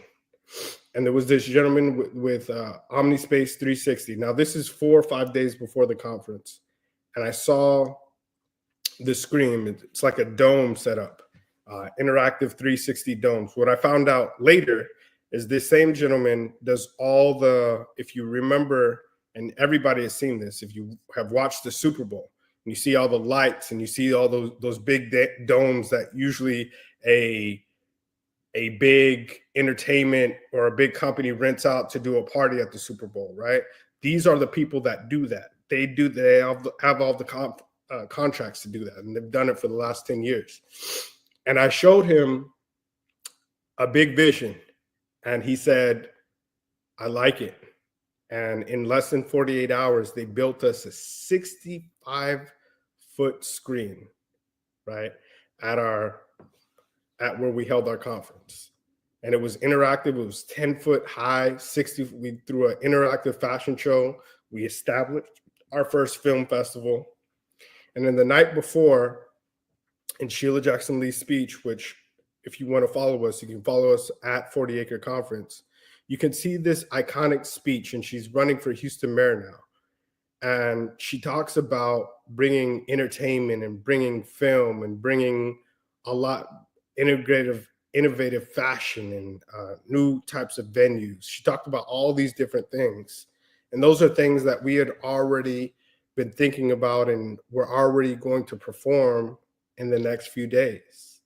And she talked about bringing Tyler Perry here. She talked about and commended us, which was I'm eternally grateful for, on our vision, and said, look, I can see y'all having your own show, having your own studio, having your own entertainment venue, right? And those words stuck with me because I know that nothing happens by happenstance, right? Everything happens for a reason, and God will align people in your life to help you fulfill your purpose and your gifts.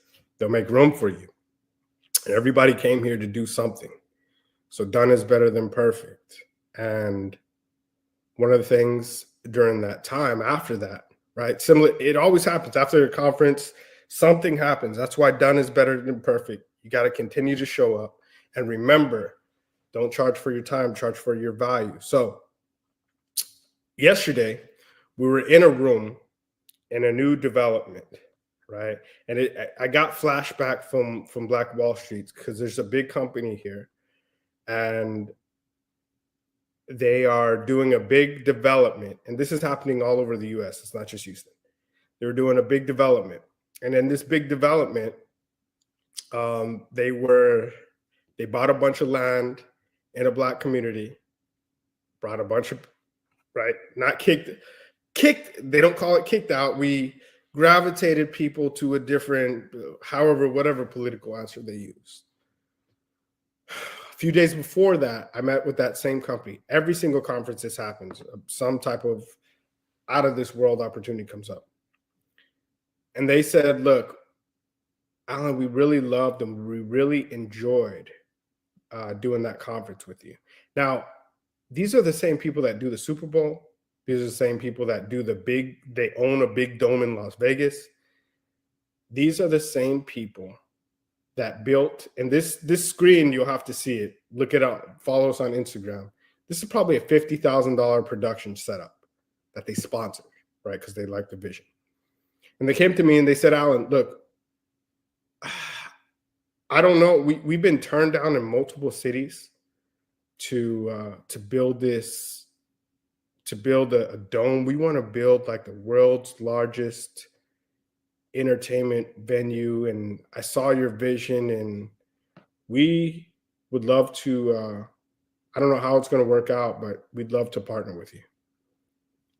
And I said, okay. And I made a couple, they said, we want to do this. We want to have some type of social impact. You seem like you know how to do some of that. Let's see what this looks like. Here's what we're thinking. It aligns with some of the things that you're thinking. I made a couple calls, and we ended up in this community meeting yesterday. And in this community meeting, the people of that community in Fifth Ward, they were up in arms about this company, saying that they're doing a bunch of things for the Black community, saying that they're hiring people, saying that they want to help them with equity, and really not doing anything with it, right? And they've done a bunch of other developments. Very reputable company. They do great work. I think there's a gap in what they envision and actually know how to execute to do with the Black community. And in that meeting, I brought one of our partners from the company that I told you about, and I met with their CEO, and we're going to I'll keep everybody updated, but our goal, regardless of if we do it there, regardless if we do it in another part of the city, it's going to happen. At our next 40-acre conference, we're going to build the world's first fully immersive entertainment venue that holds up to 5,000 people, has 4 different domes, has, and we were thinking about this before, a Black History Museum, right? Housing the Juneteenth Hall of Fame, an interactive art venue, an interactive kid zone, food truck park with a bunch of vendors, and a public domain, right? It's going to be the most incredible thing that you've ever seen, that this world has ever seen. And I know there's going to be some people that message me and say it can't be done, and say, hey, the vision's too large, the journey's too long, and the mission is impossible. But here's what I do know. I don't know how we're going to get it done, but I know we will. I don't have all the steps going forward, but I know that to a lot of people, I'm not going to tell them how much time it's going to be worth. I'm going to demonstrate the value that it brings to them. I know that we're going to continue to show up and bring this to different places until it falls on good ground, where we're supposed to be, where we're meant to be, because I know our gifts will make room for us. And when we do it, I know it may not be perfect, but I know it's going to get done, which is better than perfect. And we're going to bring a lot of different people.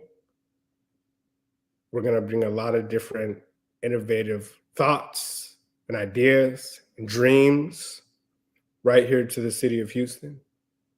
And of course, to a place near you. We're going to bring life and breath, and not let the history of us die, even though it's being taken out of our textbooks, specifically here in Texas. We're going to let our story be told, and we're going to tell it in an interactive and entertaining way. And we're going to make sure that this next generation has the tools, they have the talent, right? When we talk about the tools, AI is changing everything, right? There's going to be a lot of jobs that exist today that'll be gone in 2-3 years because it's all being done by AI. So we're going to transform through technology and through the workforce and the development and through technology and through doing more with less, not only software, but with more that's in your mind. We're going to help people create new things. I'm talking hundreds of thousands of people. We're going to call it the 40-acre dream dome, right? If we're not going to get our 40 acres in a mule, we're going to create it through the same spirits of those where I stepped on Black Wall Street over 2 years ago at the 100th year anniversary of Black Wall Street. Through that same spirit of tenacity and ingenuity, we're going to make sure that things are taken to the next level. And then we're going to give people an opportunity, not if, but once this is successful, to have one of these 40-acre dream domes in every single city in the US, in Africa, in South America, in the diaspora, in 270 cities. And you're like, whoa, we've gone super, turn off the tube. No, keep it on. Because today is Tuesday, June 27th, right before 1 p.m. And I want you to know this is going to happen. I watched a clip a while back of an interview with Jeff Bezos back in 1999. And people thought he was crazy. Like, you're in this huge marketplace to sell books. I mean, but here's what people didn't know. The books were just the beginning, right? And now he built $1 trillion business and the #1 platform in the world for e-commerce. So what I was trying to convey to people, and when we were bringing together celebrities and government officials and those different things, the conference was just the beginning, just the books, just building the platform, just building the people, just bringing the process, building the technology, building the following for this next bigger thing, which I want each and every one of you to be a part of, to be participating in, to grab, equity in, right? I want to be able for your own dreams to come alive. If you have a dream for a conference that hasn't been done before, it may be a health and beauty, it may be a fitness, it may be a metaverse, it may be some type of innovative coaching, whatever that is, that can push our agenda and our initiative and our people and our next generation forward. I want you to be a part of that. So you can visit us, DM me at 40 Acre Conference on Instagram. You can, and as I said, there's always going to be obstacles. 3 or 4 days before our conference, I'd put together this elaborate plan with all these groups and being able to direct message people through Facebook that was going to go automated. And a couple of days before our conference, my Facebook got hacked, right? But you got to keep going no matter what. So in closing, I just want to recap the 3 things that we talked about. If you can remember them, type it in the chat. What's number 1? Somebody type it in the chat. What's the first point that we talked about? Okay, cool. See a couple. Don't charge for your time. Make sure you charge for your value. The next one Type it in the chat. Drum roll, what do we got? You can beat 50% of people in life, right? Not trying to compare to anybody, but if you just continue to show up, you can beat 50% of the people just in life, because most people won't show up and continue to show up and continue to show up and continue to show up. And the last one is something I was taught by Les Brown. You got to go with what you got right now, with what's on the truck right now. And remember, done is better than perfect. Y'all have a blessed time. Wow, Alan, that was awesome. Thank you so much for providing value to our community members. Such a pleasure. So I know you shared your information, but would you go ahead and share your website information? Yes, you can find us, and if you just Google 40 Acre Conference, all of our 40 Acre Conference. 40 Acre Conference. But the website is www.40acreconference.org. You can follow us on Instagram at 40 Acre Conference. Find us on LinkedIn at 40 Acre Conference. Facebook at 40 Acre Conference. We'll have that back online shortly. But yeah, find us and tap in, and we look forward to doing great things with each and every one of you. Thank you so much. You have a great rest of your day. All right. Genius is common, and I'll see you on the other side. Thank you. Bye.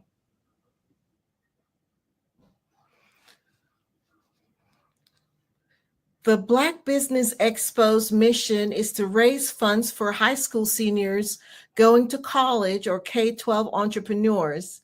This expo is a fundraiser for students.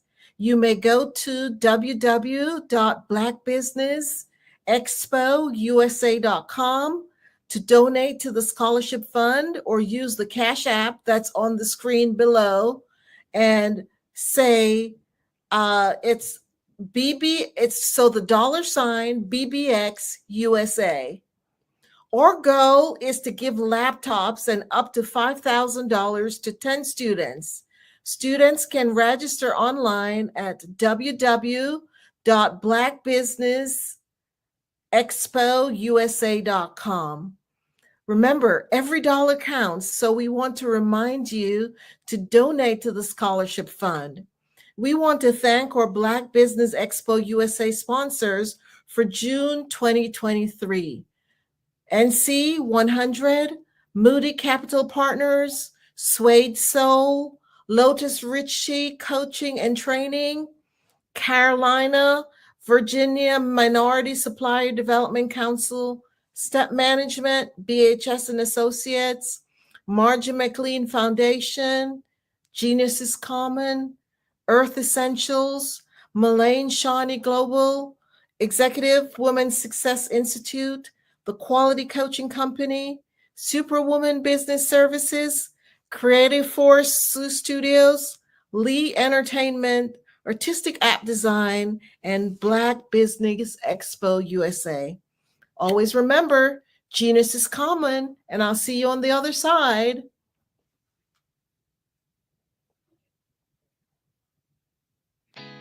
Did you know women represent just 3% of Fortune 500 CEOs and less than 15% of corporate executives at top companies worldwide?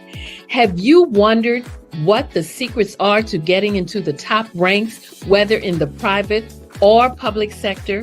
Do you want to figure out how to stop being held back in your career or passed over for promotion? Then you're in the right place. Hi, I'm Dr. Madeline Ann Lewis, President and CEO of the Executive Women's Success Institute.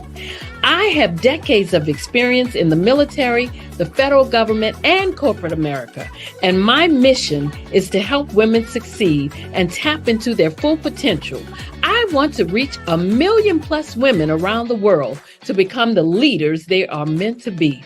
So if you want to move into a management or executive level position, or maybe you are a female veteran transitioning out of the military into business entrepreneurship, then reach out to the Executive Women's Success Institute at 301-693-3284. Let us get you on the fast track to success.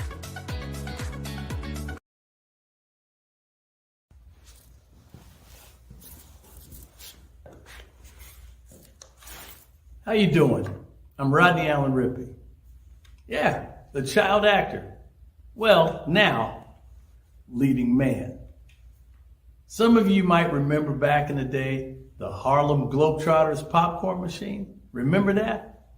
Well, it was a Saturday morning special that would come on, and I was there with Geese and Tex and Meadowlark Lemon. Remember the show? Well, I had a great time.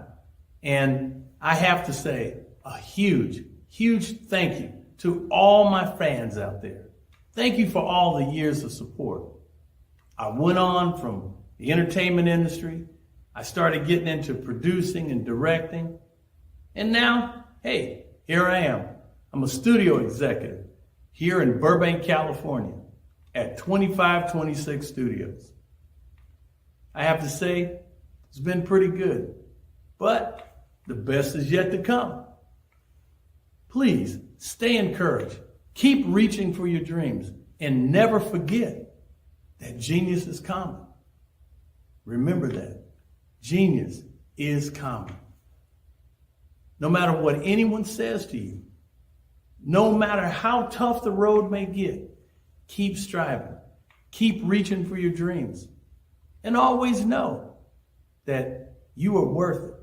Everything that you put into yourself, everything good that you pour into your life, you are worth it. And when the times get tough, when things don't go exactly right, it's okay.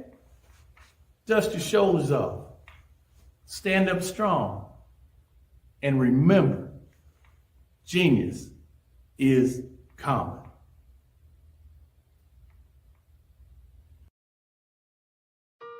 Hello, this is Israel, and I am CEO of Daydreams Interactive and author of Princess Planet. So, genius is common, and as a kid, I loved to daydream. Even as an adult, I loved to daydream. And when my daughter became 6 and loved princess characters, but we just could not find the diversity that showed her, we created our own characters. So, for instance, you have Princess Nulu right here. Princess Nulu is from Uganda, and her genius is that she loves to take care of animals. She can actually even listen and hear what they say. And then we have Princess Isabella right here. Princess Isabella, she's from Cuba, and her genius is biochemistry. One day she hopes to eliminate disease.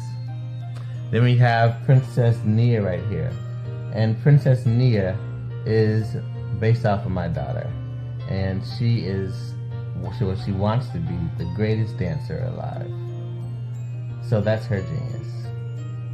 So what's your genius? My genius is my imagination. Genius is common.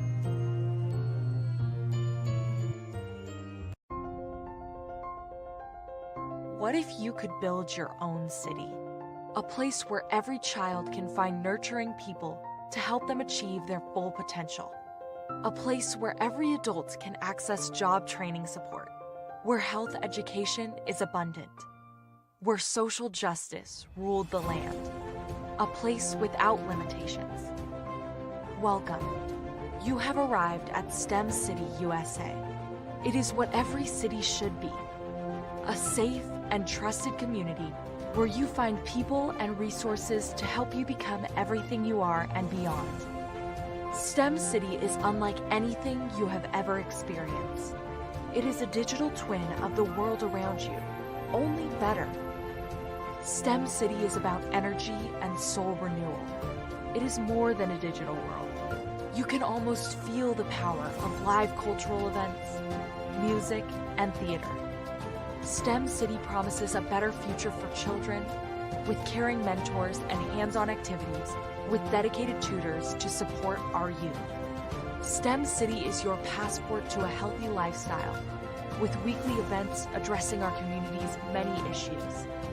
STEM City is your financial well-being with helpful information on wealth management, career advancement, job training, and so much more. STEM City is the community you deserve. It is the city where your dreams can come true. STEM City USA, a place in the sky that is accessible to all who reach for the stars.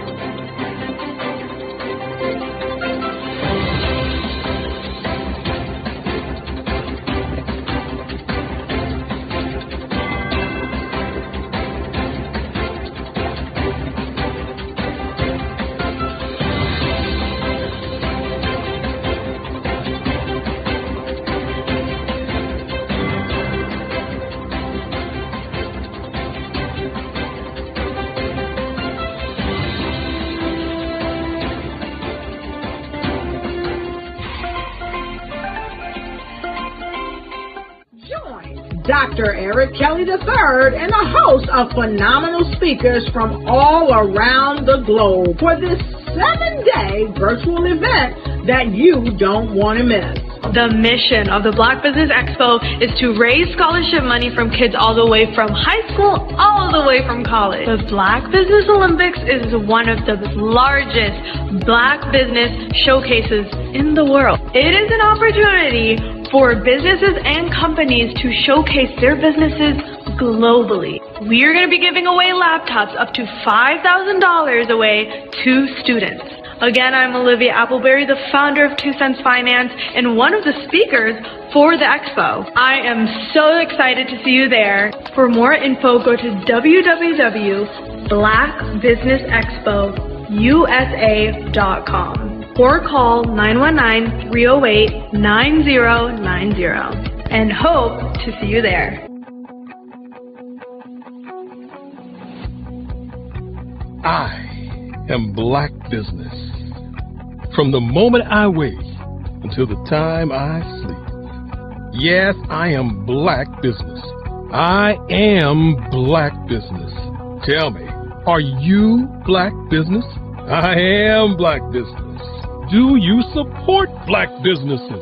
Listen, I support Black business because I am Black Business. Black Business Expo, one of the largest business showcases in the history of Black business in the world. The world! Sign up today at www.blackbusinessexpousa.com or call 919-308-9090. I am Black Business. I am Black Business. From the moment I wake until the time I sleep, I am Black Business. I am Black Business. Are you Black Business? I am Black Business. Do you support Black businesses? I support Black business because I am Black business.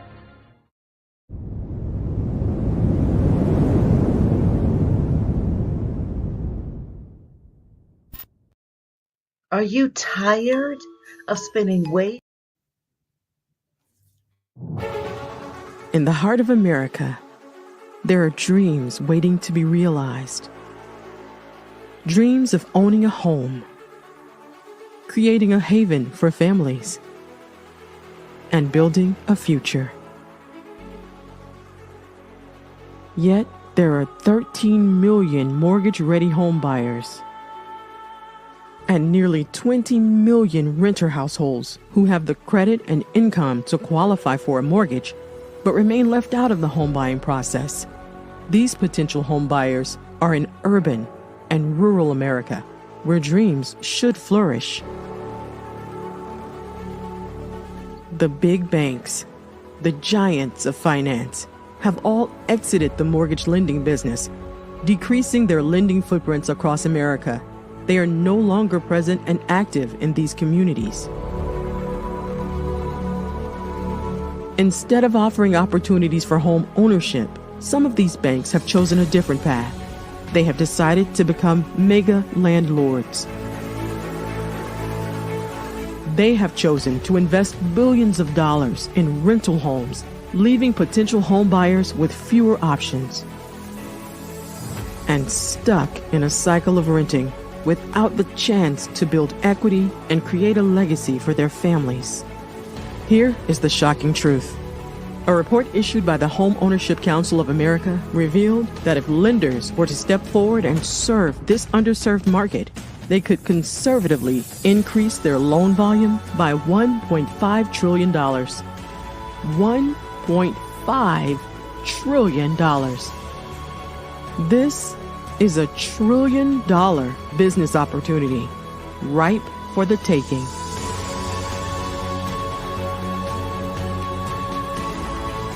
That's why I Have a Dream Home is here. We support the American dream of home ownership in urban and rural America. We believe in the power of social consciousness and the impact it can have on people's lives. Investing in urban and rural America is not just good business sense.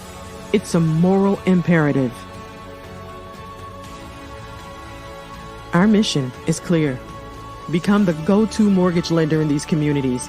Create a pathway to home ownership for all Americans, breaking the cycle of poverty by empowering families to build wealth, stabilizing our communities, and taking pride in our country. I Have a Dream Home. Unlocking dreams, transforming communities, and rewriting the story of American home ownership. For more information, scan the QR code or visit our website at www.ihaveadreamhome.gold.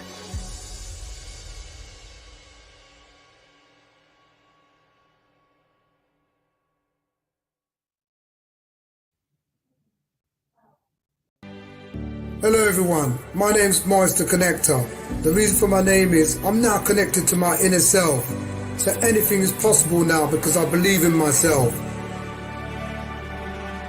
They say seeing is believing, but it's believing is seeing. Now I can see everything clearly now. I want to show you how I navigated myself to become Morris the Connector. I grew up with my mum and 5 siblings. This picture here is me at 18 years old, not knowing what I wanted to do. I drifted in and out of prisons selling drugs. I never knew that I could be the incredible person I am. I've navigated myself to become a successful business owner. Elite Executive Services chauffeur company drives some of the biggest pop stars in the world. Justin Bieber, Beyonce, Whitney Houston's tour of London, Floyd Mayweather also.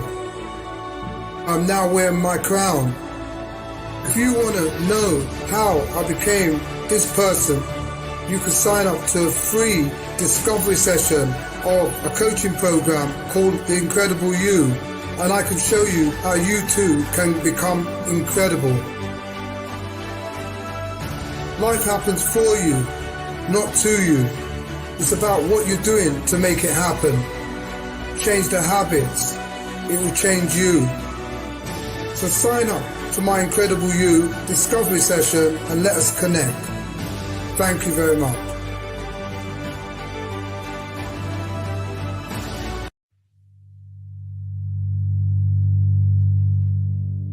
So what we have to do is when we get in the spot, we need to create some spots for us. That's the main thing. We need to be able to be in a position where we're able to create those spots for us. For me, being an entrepreneur, I'm not just going to get a business and then leave you sitting high and dry. If you ask me some questions about entrepreneurship, I'm going to give you as much as I received. I've seen people who made it, and then when you ask them, it's like, okay, now you have to pay me for the information, the same information I got for free. We probably in totally different cities. There's no way that we're going to bump heads or anything. We're not competing. Bring me up with you. And so I just think that whatever education that I have, then I need to be able to give that to my own as well. So create the spots. You can create the spots when you get there.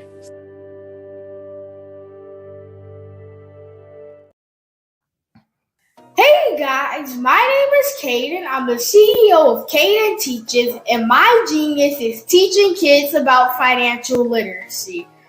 Throughout my financial products, such as my financial flashcards, my activity book, and my newest project, my financial bus, which I bought. And on the bus, it has a mock bank where kids will learn how to deposit and withdraw money, a mock grocery store where kids will be able to learn how to have a family budget, and a mock stock exchange where kids will even be able to learn how to invest in stocks.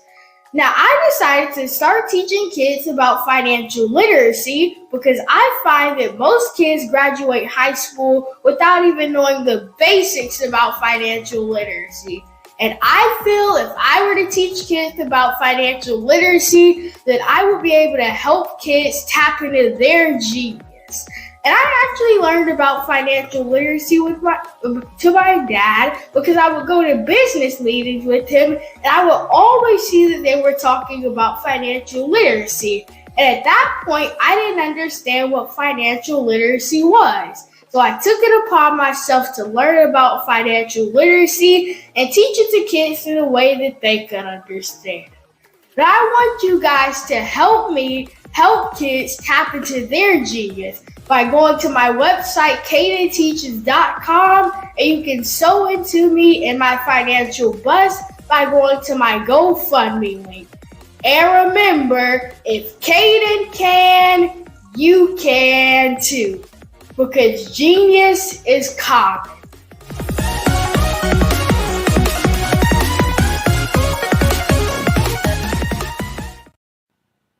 Hello, my name is Kiasi Hellman. I'm 14 years old.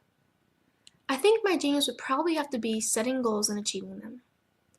I say this because ever since I was young, I always wanted to be an author, and at age 11, I ended up achieving this. But not only did I end up becoming an author, I ended up becoming a public speaker, a publisher, a business owner, all these great things. The name of my business is Written by Kids Publishing Company. I decided to start this company because I thought it was important for me to help kids my age express themselves through literacy and just achieve their own goals. Because to me, achieving goals is the best thing in the world to feel. It's you just achieving things and aspirations that you set for yourself. And I know that everybody is capable of this because even if you don't end up achieving the goal, you still tried your best, and that's the most important thing. And everybody is capable of this because genius is common. Thank you.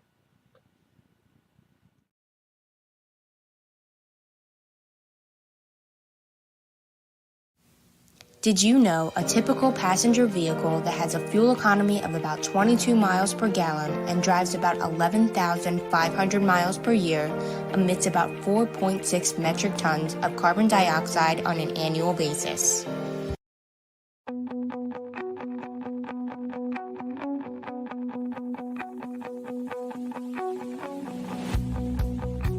I am Black Business. From the moment I wake until the time I sleep. Yes, I am Black Business. I am Black Business. Tell me, are you Black Business? I am Black Business. Do you support Black businesses? Listen, I support Black business because I am Black Business. Black Business Expo, one of the largest business showcases in the history of Black business in the world. The world! Sign up today at www.blackbusinessexpousa.com or call 919-308-9090. I am Black Business.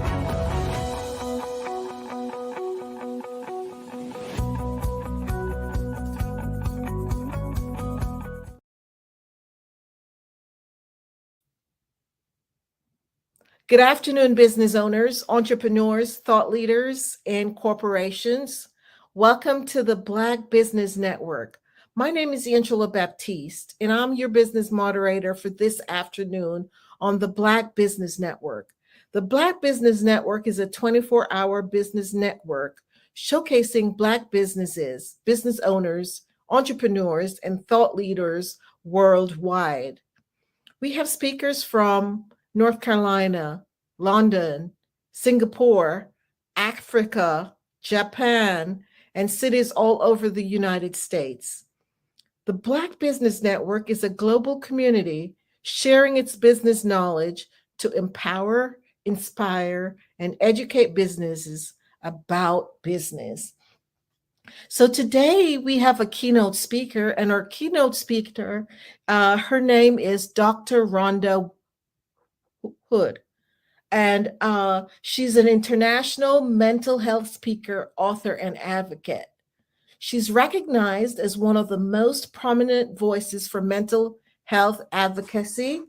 Dr. Rhonda is an award-winning international keynote speaker, a best-selling author, and a leading authority on mental health. She's able to leverage over 30 years of corporate experience. Dr. Rhonda impacts audiences with her mission to normalize and destigmatize mental health conversations. She trains audiences worldwide to eradicate mental health stigmas and adopt compassion, awareness, and acceptance. She advocates for a world where we can break the silence and heal out loud. As an influential figure, she's the author of a soon-to-be-released book, Truths, Traumas, and Triumphs, which guides readers from brokenness to breakthroughs so that they're inspired to step out of secrets, silence, shame, and stigma to stand in their truth and embrace their divine destiny. She's also a contributing author of the bestseller, Passion, Purpose, and Peace. She's the first ever American radio presenter with her own show, Break the Silence. Let's welcome Dr. Rhonda. Welcome, Dr. Rhonda. How are you? I'm doing well, thank you. It's so glad great. to be here. Such a pleasure to have you. And just remember, genius is common, and I'll see you on the other side. See you on the other side. See you soon.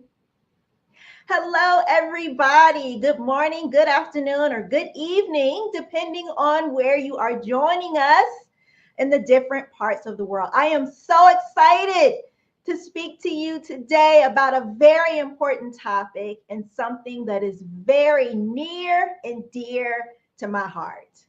So I want to start by sharing with you something that happened to me recently. It was actually shortly before the pandemic. And I'm in the doctor's office and I'm sitting down and he leans in and he goes like this. You are this close. I didn't know what to say. So he said it again.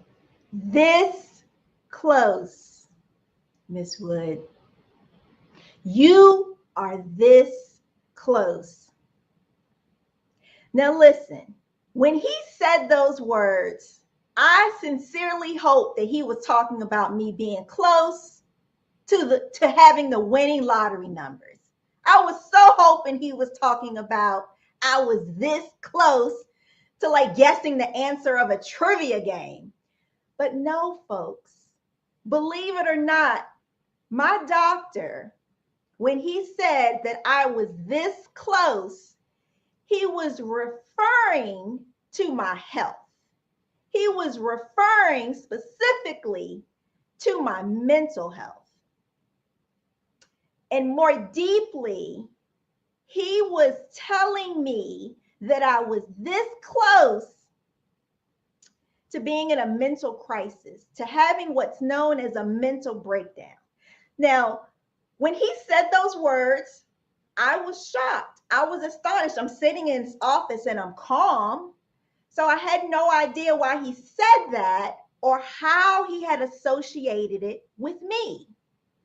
So I leaned in a little bit more to get some clarification and understanding. So what he was referring to, what I had shared with my doctor, and for the record, he is a doctor of psychology. He was my therapist. And I had gone to him because I was feeling symptoms of stress and overwhelm and burnout. And after hearing me share my symptoms and what I was going through and what I was experiencing, he started to recognize what was going on with me, my environment, my experience. He said from his experience, from his 25 plus years of experience, he said, I have seen this before. You are close to having a breakdown. Now, just so you know, I was completely in denial. Let me give you the frame of reference. I'm sitting in his office. Now, I worked for corporate America, so I was there, taking a break from work. So I'm in a suit. I'm in high heel shoes.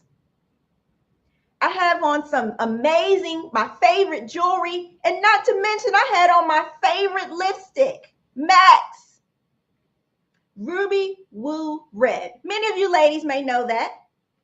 I also had my hair neatly in a bun. So I say all that to say that by all looks and appearances, I did not look like I was about to have a breakdown. That leads me to go, I want to share really quickly something that's really important. I want to talk really quickly about the different phases of mental health, or the different phases of mental health symptoms, mental illness, whatever adjective you want to use. But this is really important because I think it's important that we recognize the different phases of mental health. They can be deceptive. What I mean by that is many people, including myself at times, we learn to wear a rehearsed look that all is well. Everything is okay. Oh, no, don't worry, I'm good. Oh, I'm fine. As a matter of fact, in most cases, when people ask you how you're doing, 9 times out of 10, we are probably going to respond, I'm fine, or something along those lines. It's unusual that when people ask you, how are things? How's it going? What's going on? That we start to go into things that are not going well in our life. We have a tendency to put on the rehearsed look or the rehearsed response that all is well and everything is okay. When in fact, there are times that mental health symptoms, mental illness, whatever you want to call it, has so many faces because mental health symptoms look different from person to person. What I mean by that is a person could, a lot of people the expectation is that when you think about somebody who's dealing with a mental health challenge, when you think about somebody who has mental health symptoms, for example, depression, anxiety, or maybe even PTSD. Maybe they're feeling stressed or overwhelmed, or maybe they're having just bouts of sadness or not even wanting to be around anymore. We expect that person to show their signs externally. We expect them to show signs on the outside. We expect them to look downhearted. We expect them to be maybe isolated or maybe even externally show nervousness. We expect them to show or exhibit external signs that something is wrong. But our society has learned how to rehearse the look of all is well and that everything is fine. And that includes me.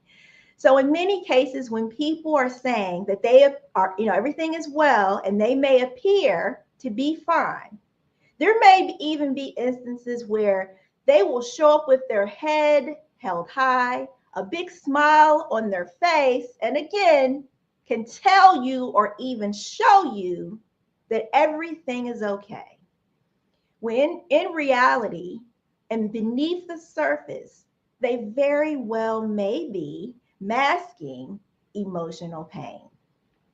And we've seen it even recently in the news. We saw the recent Black Miss USA, Chelsea Christ, who went to work every single day, interviewed celebrities, had an amazing job, had an amazing salary, had a supportive work crew and a loving family. However, she was functionally depressed, and she died by suicide. In addition to her, many of us may have heard of the famous DJ on the Ellen DeGeneres show, Stephen Twitch Boss, who again was married, had children, had a beautiful family, worked for Ellen DeGeneres, had an amazing job, an amazing career, was very well liked, and the same thing, recently died by suicide. By all looks and appearances, a lot of people had no idea that they were even experiencing mental health issues or were planning to take their lives. And so I say all that to say, we always talk about, well, yeah, I didn't know, or they didn't look like that. And even in my case, I didn't look like I was depressed because I was functionally depressed. I was still able to get up every day. I was still able to go to work, but I knew internally that I was doing a lot. I knew that I had taken on a lot. And I know that that's very common, particularly as leaders in our families, in our workplaces, in our business, and maybe even in our communities. You know, we take on leadership positions. And so I wanted to talk today about prioritizing our mental health, because I want to make sure that even as we are stepping into these lanes of greatness, even as we are doing amazing things as trailblazers around the world, even as we are reaching our goals and setting more goals and setting the bar higher, that we make sure that we are checking in with ourselves, that we are prioritizing us. So I want to make sure that that stays in place. I am not in any way saying that we shouldn't reach for the stars. I am saying that as we're reaching for the stars, that we make sure that we stay connected to our minds, our emotions, our feelings, our thoughts, honor them, deal with them, and if necessary, take a break to reset. And so let's talk a little bit more. Let's go into a little bit more depth about that, because I think it's so important for high achievers such as entrepreneurs and business owners and leaders to make sure that we make mental health and wellness a priority so that we can continue to function in that capacity to the best of our ability. So I want to start by eliminating some myths and misconceptions. I think that's very important. Now, we've been hearing a lot about mental health and wellness because I believe it came to the surface, particularly during the pandemic, particularly with everything that's been going on around the world, even in other countries. I think it has heightened our awareness a little bit. We started to have more conversations. And what I want to do is I want to turn up that volume a little bit. Now that we're starting to talk about it,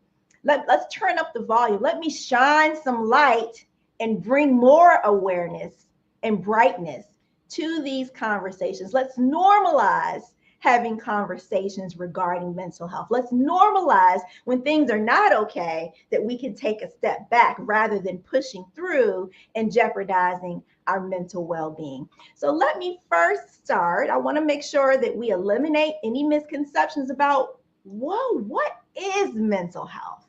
So I want to go over just maybe 3 or 4 really quick points. One is I want to start with what is mental health. I want to define like the official definition of that. I also want to talk about, well, why is it important, particularly in leadership, within entrepreneurship? And then I want to go over, well, how can we do our part in making sure we're making it a priority, not only for ourselves, but for the other people around us, the other people who we support or whom we lead. Okay, so let's start with, well, what is mental health? A lot of people have different thoughts and feelings about what mental health is, but the official definition of mental health, it actually comes from the World Health Organization. And so mental health is about being able to cope with the normal stressors of life, so that you can function productively and effectively. So mental health, again, is about being able to cope with the normal stresses of life so that you can function productively and effectively. So mental health is comprised of your emotional, psychological, and social well-being. So remember, mental health is about being able to cope with the normal stresses of life so that you can function productively and effectively. Now, understand there are going to be times when you may experience things that are outside of the norm. It is normal for you to become stressed. It is normal for you to experience loss. It is normal if people are going through life challenges, such as a job loss, right? Issues with your physical health. You may experience a actual loss of a family member or a close friend. You may experience like a separation or a divorce, or a breakup of a toxic relationship, or any of those things. So we're talking about normal stresses. So our reaction to experiences would be normal if we were to get sad, if we were to have anxiety, if we were to be stressed out. So I'm talking more along the lines of things sort of in the workplace. Now, we can obviously bring those things to work, and then things at work can exacerbate our symptoms. And we can talk a little bit more about that. But I wanted to make sure that we understood what mental health was comprised of. So once again, mental health is about being able to cope with the normal stressors of life so that you can function productively and effectively.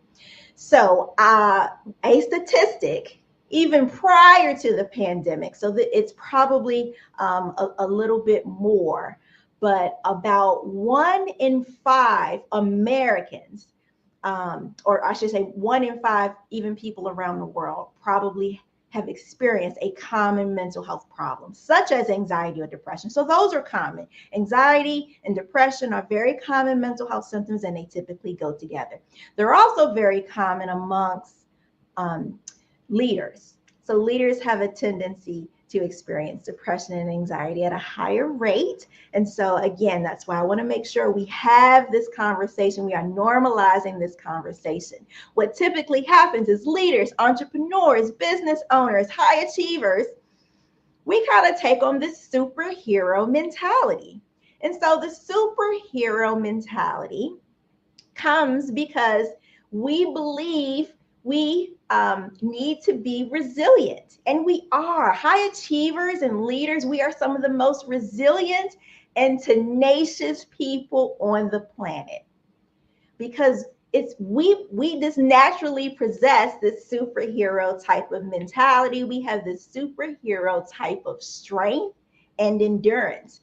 And so it's natural for us to want to do a lot of things, want to do a lot of things well, want the recognition for doing a lot of things, and sometimes even want to take on more. And so we have a tendency, we just demonstrate this undeniable superhero power. We have this tendency to want to juggle multiple things, juggle family, juggle career, again, our community responsibilities. But sometimes we do it against remarkable odds. we just take on a lot of responsibility. And so many of us, even in the midst of things being chaotic, even in the midst of things being dysfunctional, even in the midst of things being toxic, the environment, the people, the environment, or the thing that we're dealing with, even when things are sort of falling apart around us, our identifying with this super hero mentality can become the problem. It's at that point where we need to step back and reset, take time out for us, and not feel guilty about it.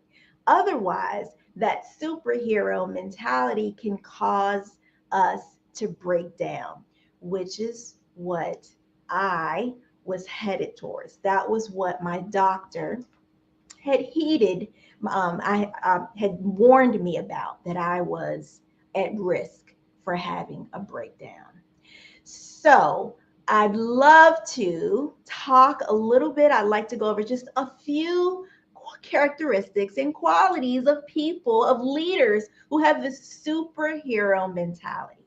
So the first type of mentality that many superhero leaders and entrepreneurs and business owners have is they have this obligation that they have to be strong. And they have a tendency to feel like, well, I just have to be strong no matter what. I have to always be in control. I have to always have it all together. I can't be weak. I can't appear weak. I can't feel weak. So having this obligation to be strong no matter what is characteristic number one of the superhero mentality, which is detrimental, can be detrimental to your mental health when you have this obligation to be strong. Another characteristic number two, when we talk about this superhero mentality amongst leaders and entrepreneurs and business owners, if we have this a feeling obligated that we have to suppress our emotions. Now, I get it. When you are in charge, when you're making important business decisions, when you're about to have a big deal, when you're in charge of a multi-million-dollar contract, you might be feeling stressed, overwhelmed, feeling sad, feeling anxious, unsure, all of these feelings, but you're like, I can't deal with it right now. So we have a tendency to keep pushing our emotions to the side. We might even be experiencing personal issues. We might be experiencing issues where, you might want to take some time away. You might feel like, hey, I need a vacation. You might feel like, well, I just need to cry because something happened in my life. But you feel like I can't deal with it right now. Work is so much more important, or my business is so much more important, or I'm at the edge of this big, great thing happening. And so we feel obligated to suppress our emotions, to not show our true emotions. Again, bringing up the many faces of mental health. So characteristic number one was about an obligation to be strong. Characteristic number two was about feeling obligated to suppress emotions. And so I like to go into characteristic number three, which is a resistance to vulnerability. So leaders have a tendency to they want to show that, well, I have all the answers. I can do it myself. I got this. No, I don't need any help. I don't need your help. It's under control. And so the resistance to being vulnerable can also be detrimental to our mental health. And so again, that is a superhero characteristic. It's a superhero quality and not a great one. There is nothing wrong with being vulnerable. There's nothing wrong with feeling like it's too much.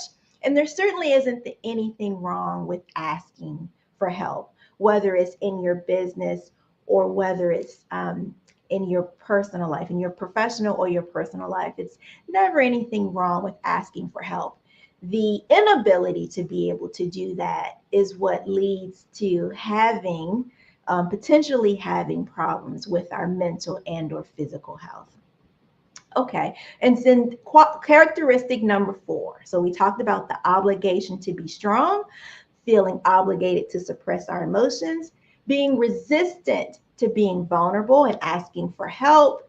And number 4 is this obligation that we have to help everybody, that we have to be there for everyone. Now, that certainly comes in our professional and personal life. They kind of are interweaved.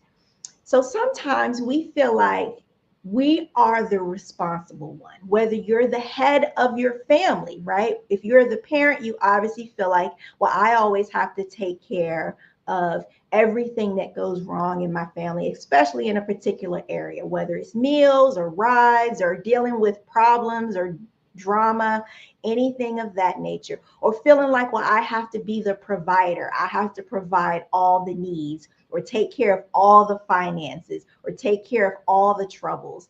This obligation to help others can also show up professionally. So you may feel like, it may not necessarily be your job or your role, but you might feel obligated to still help. Or you might see somebody who might be struggling and you might feel obligated to help them. And in those instances, that's where we have to, 1, set boundaries. There are so many times when we have difficulty saying no. We might feel guilty. We might feel like, well, they did something for me. I need to show appreciation. I need to do something back. And sometimes we're already at our limit. We're already on a scale of 1 to 10, we're already at 9.75. We only have a little bit left for us, and we have a tendency to even give that away.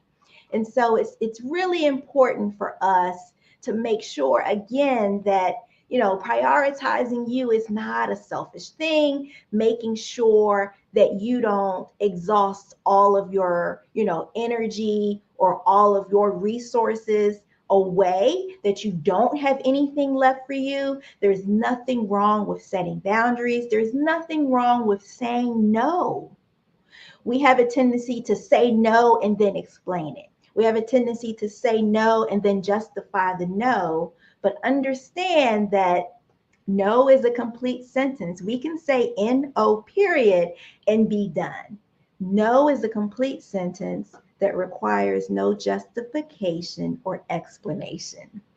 And so setting boundaries is important so that you don't feel this obligation to help everybody else, or feeling like it's your job or your responsibility to do everything for everyone. And then characteristic number 5 is the determination to succeed. This is a big one, and this was huge with me. This determination to succeed no matter what. Sometimes even despite our limited resources. There are times, so many times, I see it in other people, and I certainly see it in myself, is we feel like we should be doing so much more. We should be at a certain place in life. Our business should be reaching a certain amount of money. Or education-wise, we should be here. Personally, in our personal lives, we should be here. Professionally, we should be here. We put so much stress on ourselves, and a lot of times we don't realize how that stress radiates to other people, the people around us. And so in mental health and how it relates to entrepreneurship, how it relates to business owners, how it relates to other people, are these superhero qualities: obligation to be strong, feeling obligated to suppress our emotions, and feeling like, we don't have time to deal with how we're truly feeling. We don't have time to honor our feelings and check in with ourselves. Number 3, the resistance to being vulnerable and not being able to actually feeling like you have to do everything yourself. and that you don't need help, being resistant to asking for help.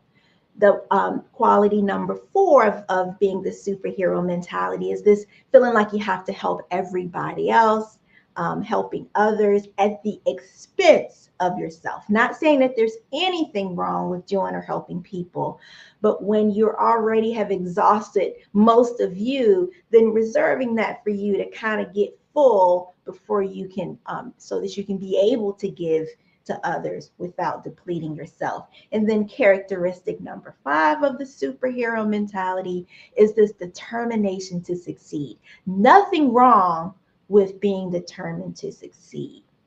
But when it gets to the point where you're jeopardizing you, your value, your self-worth, your energy, your sleep, your natural habits, when those begin to change is when it becomes an issue. So those 5 qualities of the superhero mentality that's very common amongst entrepreneurs and business owners and leaders. And so what happens is when we have those particular qualities, they can put a strain on our relationships. They can put a strain on our physical health.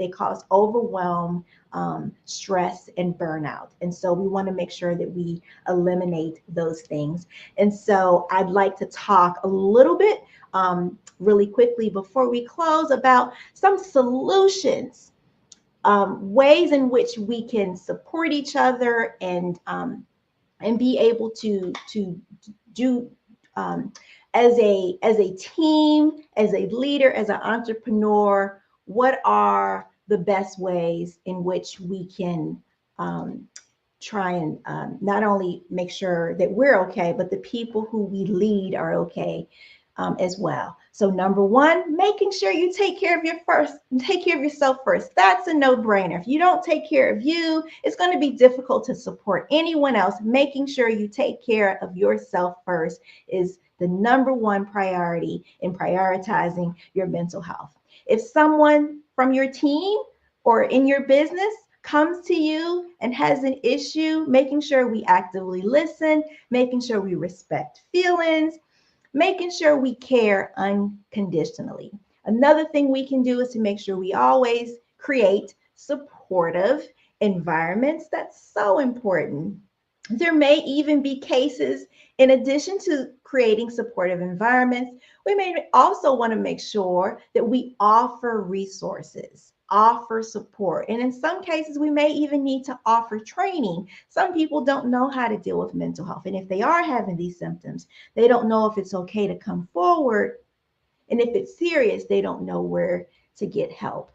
And I think more deeply than that is making sure we are decreasing the stigma surrounding mental health, making sure we are practicing awareness, making sure we ourselves are being knowledgeable about mental health symptoms, making sure we are being knowledgeable about and having awareness about, again, what mental health is and how it affects our lives, how important it is in society.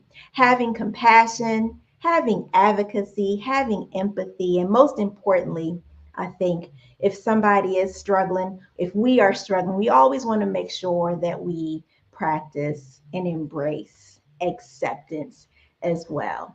And so the benefits, here are the benefits as we close out, the benefits of having a mentally healthy environment for your entrepreneurship journey, that you are mentally healthy, but you also provide a mentally healthy environment for your people whom you lead, whether it's your workers, your staff, the other people that you partner with in your business. You want to make sure that you provide this positive, one of the benefits is it'll lead to a positive work environment and culture. People will want to work with you and people will want to work for you.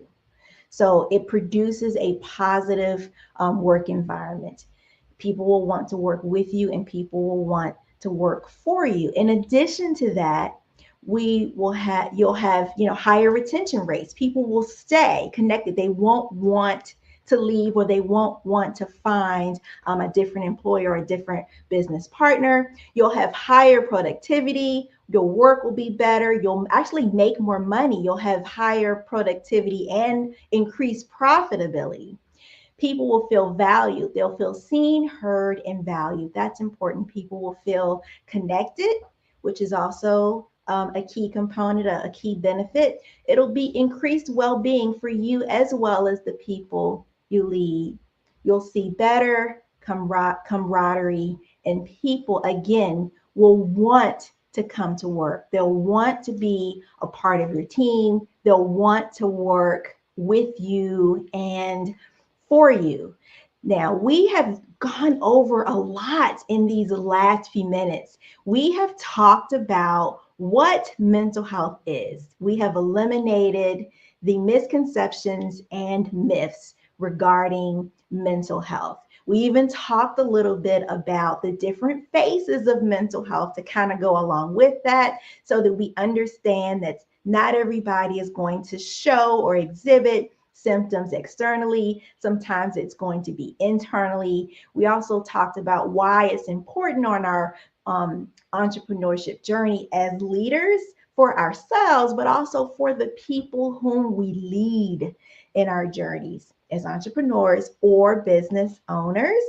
And then we also talked about how we can do our part, again, for ourselves as well as the people that we lead. I hope this information has been useful for you. I hope that it's some things may have resonated with you, and I hope there are some things that you want to, some ways in which you might want to make some tweaks in your life, in your business, in your work environment, or whether it's personally or professionally. As I close, I would love to stay connected with you. Again, my name is Dr. Rhonda M. Wood. I am an international mental health speaker, best-selling author, and America's favorite advocate regarding mental health. If you want to stay connected with me, my website is drrhondamwood.com, and I'm also Dr. Rhonda M. Wood on all social media platforms. Thanks for listening. Wow, thank you, Dr. Rhonda. Pleasure listening to you. And you left your information. So hopefully if anyone wants to reach out to you, that they will. Always remember that genius is common, and I'll see you on the other side. I'll see you on the other side. Have a great day. You do the same. Awesome. So good afternoon, business owners. And I just wanted to go ahead and give you some information about the scholarships that we, at the Black Business Expo, we raise funds for high school seniors going to college or K-12 entrepreneurs. This expo is a fundraiser for students. You may go to www.blackbusinessexpousa.com to donate to the scholarship fund, or use the Cash App that's on the screen below. And it's $BBX USA. Our goal is to give laptops and up to $5,000 to 10 students. Students can register online at www.blackbusinessexpousa.com. Every dollar counts. So we want to remind you to donate to the scholarship fund. We want to thank our Black Business Expo USA sponsors for this month, June 2023. We have North Carolina 100, then the Moody Capital Partners, Suede Soul, Lotus Ritchie Coaching and Training, Carolina, Virginia Minority Supplier Development Council, Step Management, BHS and Associates, Margin McLean Foundation Incorporated, Genius is Common, Earth Essentials, Mullane Shawnee Global, Executive Women's Success Institute, the Quality Coaching Company, Superwoman Business Services, Creative Force Studios, Lee Entertainment, Artistic App Design, and Black Business Expo USA. We thank you guys. Thank you so much for your sponsorship. Always remember, genius is common, and I'll see you on the other side. I'd like you to imagine with me, if you will, opening an app where you can collaborate with like-minded individuals from around the world, get inspiration and in-app tools to launch and grow your business, as well as share your knowledge and earn compensation, all in one app. Well, the name of that app is Truso, short for Truly Social. Hi, I'm Matthew Newman, the founder and CEO of Truso. A new concept in social media, Truso is designed from the ground up to be a platform that's both social and empowering for all its users. How exactly do we do that? I'm glad you asked. First, Truso brings the world together via video. Psychologists assert that video provides a significantly more effective connection than audio only. When you enter a community on Truso, you're face to face. Second, on Truso, you don't have to have 1 million followers to monetize. Our business model allows all hosts and moderators to monetize, no matter the size of your following, by 1, producing fee-based content, and 2, inviting others to join the platform as subscribers. Even more, Truso has an in-app resource library with over 100 free resources, forms, and documents to help you build your brand and grow your business. Third, Truso is inclusive. The deaf and hard of hearing communities make up 360 million people worldwide. Unlike audio-only apps, Truso embraces its community, providing a networking platform that allows them to participate via video and closed captioning. We even have a deaf and hard of hearing foundation in the works as well. Fourth, Truso is both social and safe.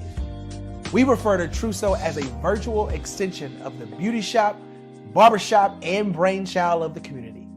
A place where there's laughter, along with wisdom, growth-oriented conversation, and genuine connections in a safe space. Truso even has proprietary security to ensure we maintain a safe environment for everyone. Where are we at now? Truso is live, y'all.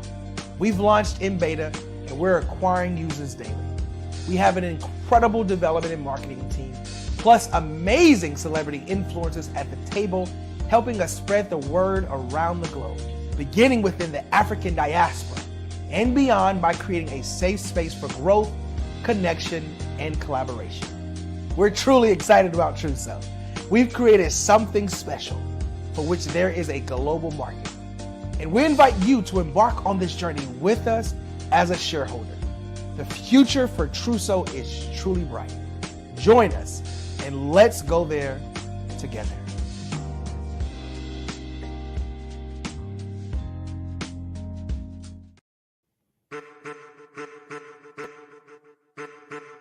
I am a child of the Most High God.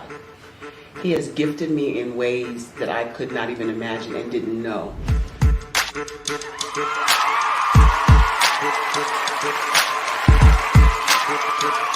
There was a time when I didn't know who I was.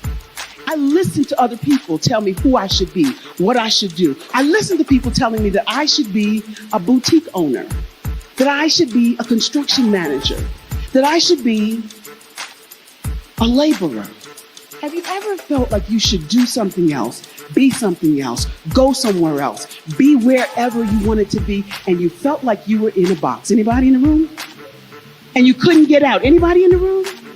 And you kept trying to go and you couldn't get out. Anybody in the room? But let me tell you, you need to rock the box. Rock the box.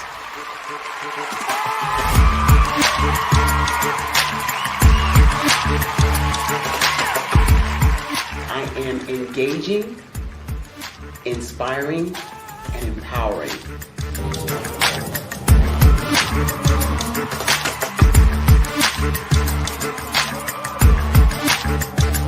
I would give you everything I know. Just by touching you, if I could, by osmosis, give you every single thing I've learned, I've gone through, I know I would. We know that's not possible, but as it is possible, I love to share information with people. Some of you out there, people have told you that you can't be, you can't have, you can't do. But I will tell you, like Kingston said, you can, you must, and you will. If it's to be, it's going to be me. You got to say it. If it's to be, it's going to be. If it's to be, it's going to be. If it's to be, it's going to be.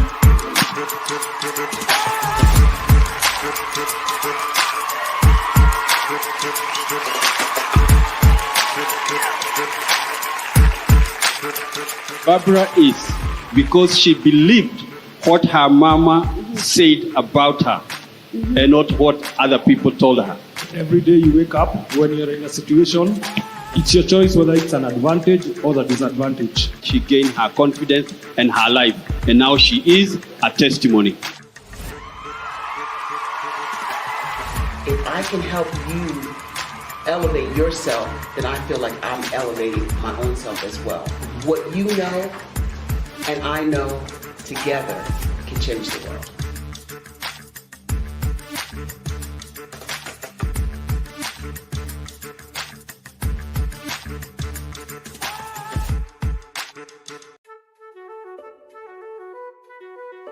This is Dr. Arnold T. Petsworth. Yes, that's his given name. No, don't look into it. He's the owner of Petsworth Vet World, a veterinary clinic in Hopton, Connecticut. His patients include dog, cat, turtle, cat, turtle, frog, hamster, fish, Goldie? dog, and this alpaca. Due to doctor-patient confidentiality, we can't tell you their names. Business at Vet World was steady, and then quarantine hit. Neighbors on every lane, drive, and even a few cul-de-sacs brought new four-legged friends into their homes. Bunnies. Bunnies. You guys are so cute. Bunnies. You are so cute. Bunnies. You're so cute. Bunnies everywhere. A lifelong lover of Laporte, Dr. Petsworth welcomed these new patients with open arms. Hi, how you doing? How is she? Did you meet Jackie? Jackie, Barbara, Jackie? This is Betsy. The only problem? There were more appointments than he could manage. Yes, I'm gonna get to you. Give me a second. We're gonna get you in real soon. Don't worry, all right? And then...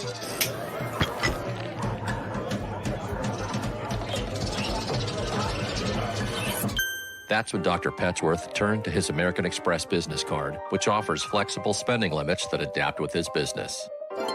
He decided to hire a new assistant, Julio, who's actually more of a bird guy. But that's just between us. And with the power to make big purchases in his hands, he used his card to furnish a new exam room with extra tail space. Together, Dr. Petsworth, Julio, and American Express Business made sure all the pets of Hopton got the love and care they deserved. All right, Julio, man, that was great, man. And everyone was happy. Especially these guys. Get the card built for business by American Express.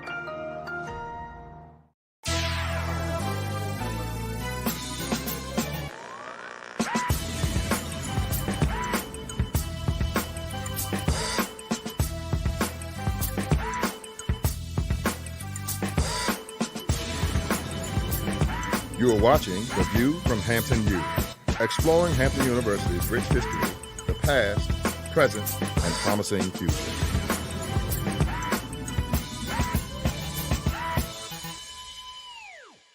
Welcome to Hampton University and The View from Hampton U.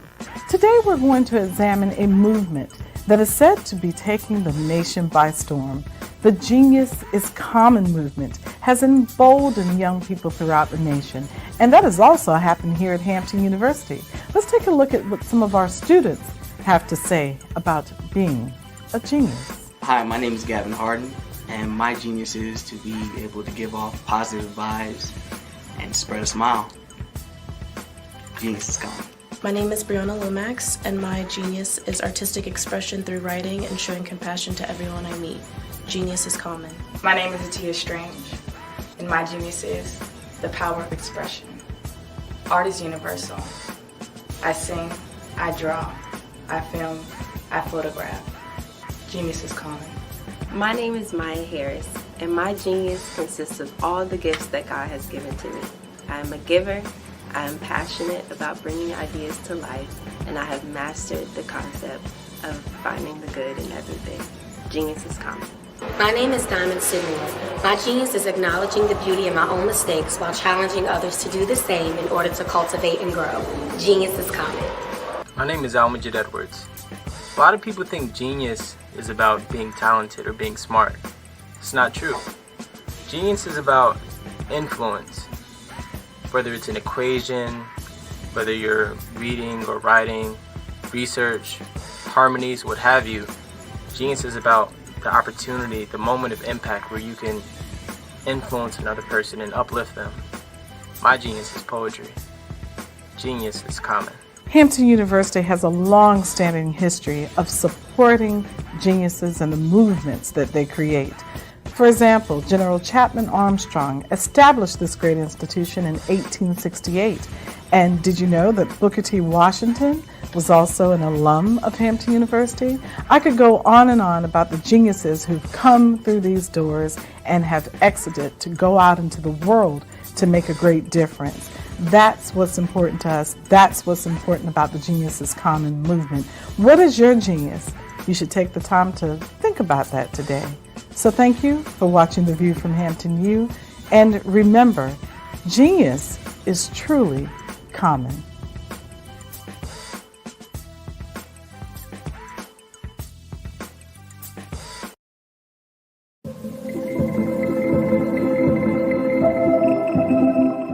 Design is human. It's about people. It's about life. We've designed everything around us since the beginning of time. The things that we see, the things that we hear, experience, and feel. And in this evolving digital frontier that we are calling the metaverse, there are opportunities to do things that we never thought were even possible. But with innovation comes responsibility, and there will be many challenges that we must face and overcome together. I've often wondered, how do we create balance between humanity, technology, and the environment in a world that is already constructed? It's as though we are designing against the grain. This is something that many of us are trying to figure out at this technological tipping point.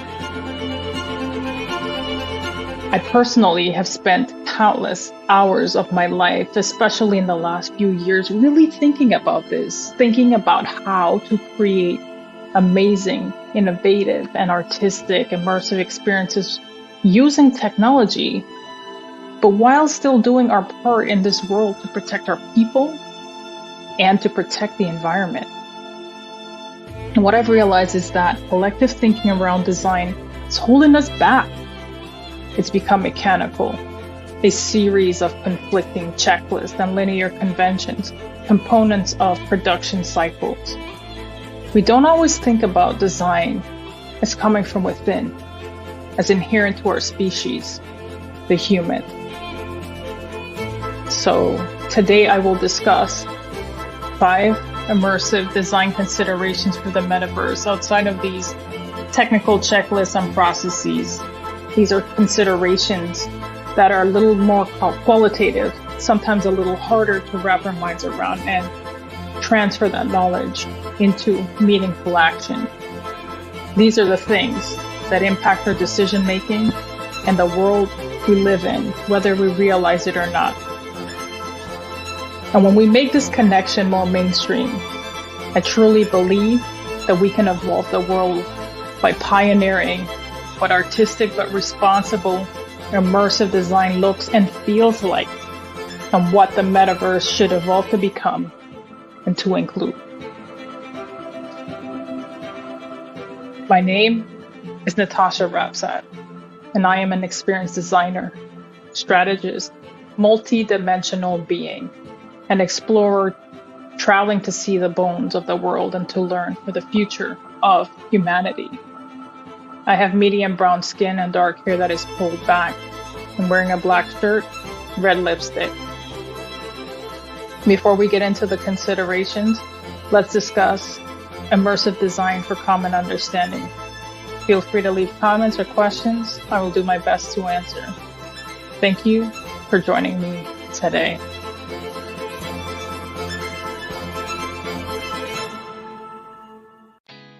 Did you know women represent just 3% of Fortune 500 CEOs and less than 15% of corporate executives at top companies worldwide? Have you wondered what the secrets are to getting into the top ranks, whether in the private or public sector?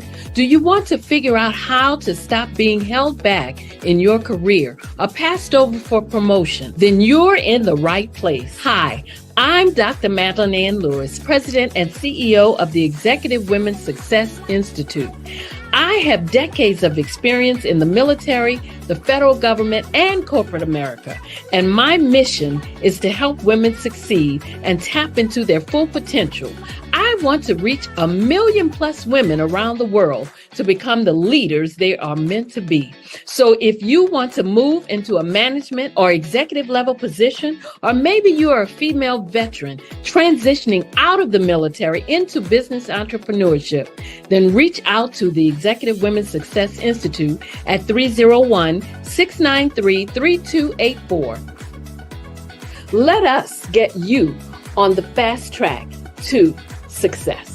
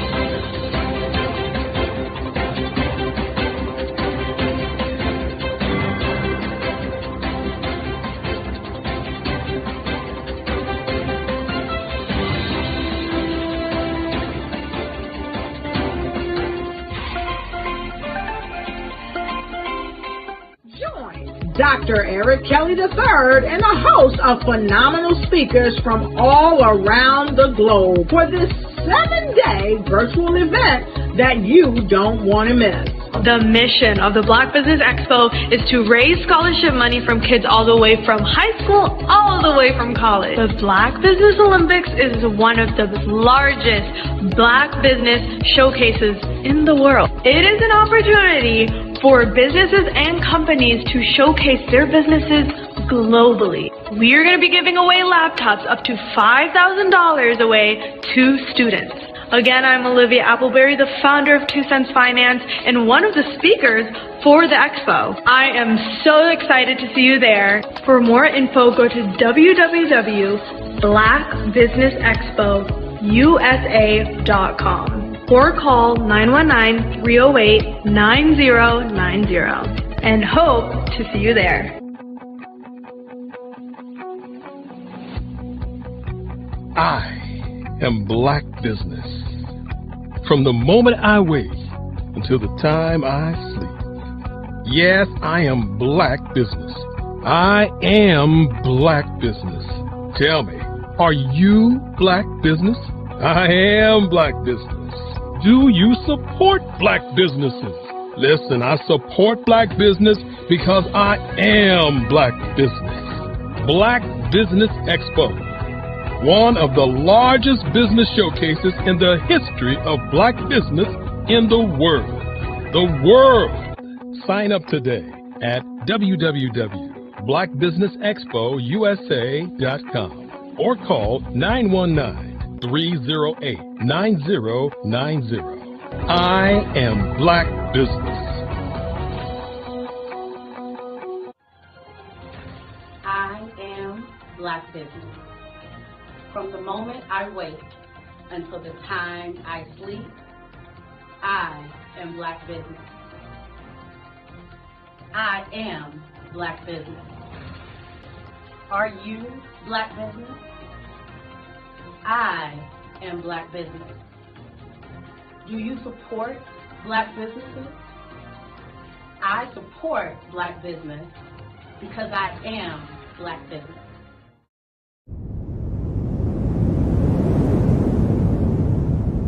Absolutely.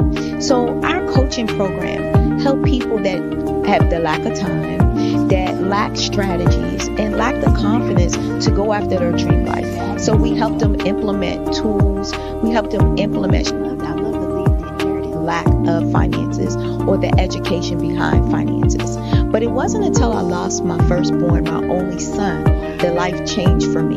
And where I was going after it all, living the corporate life, hit my 6-figure income, and living in my dream house with my dream man, driving my dream car. Wow. I nearly lost it all when I lost my son. And so I realized it only takes one financial catastrophe that can change your entire life. That's what made me start All New Beginnings. Because no matter what's going on in life, there's a new beginning. And because of that, we develop a program called Wise Minded. My little slogan is, don't just dream it, let's live it. If they want to connect with you or work with you, what is the best ways for them to be able to do that? Well, for my social media guru, you can connect with me on every single social media platform as Tanya T. Wise. You people that like the text, then they can text 202-993-5793. Text the word dream.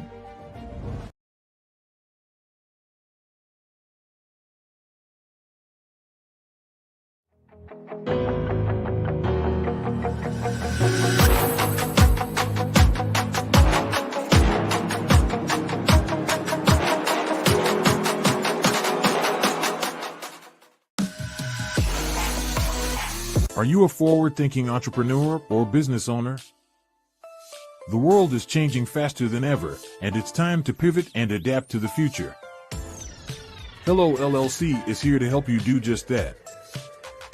Hello stands for helping enterprises leverage leading-edge optimizations. Our innovative solutions can streamline operations, reduce overhead costs, and give you a competitive edge in a market projected to reach $5 trillion by 2030. By pivoting to the metaverse, businesses can tap into a rapidly growing market that is projected to be a significant part of daily life for 25% of Americans by 2026. As a full digital metaverse agency, the Hello LLC can help you create custom solutions to streamline operations, increase productivity, reduce costs, and drive brand recognition. Why should you pivot to the metaverse with the Hello LLC? By leveraging cutting-edge technology, you can provide immersive experiences for your customers, expand your global reach, and unlock new revenue streams. Contact us today to make the pivot. Why do I do what I do? You know, my life coach asked me that a few years ago, and she said, Tony, what's your why? And I told her, and she said, girl, you've already accomplished that. Perhaps you need a new why. Hi, Tony Harris, Amy Hoydu with Say It Said Marketing, one of your students, and just wanted to say thank you, Tony Harris, for spending so much time with me and giving me that boost in my business that I so drastically needed.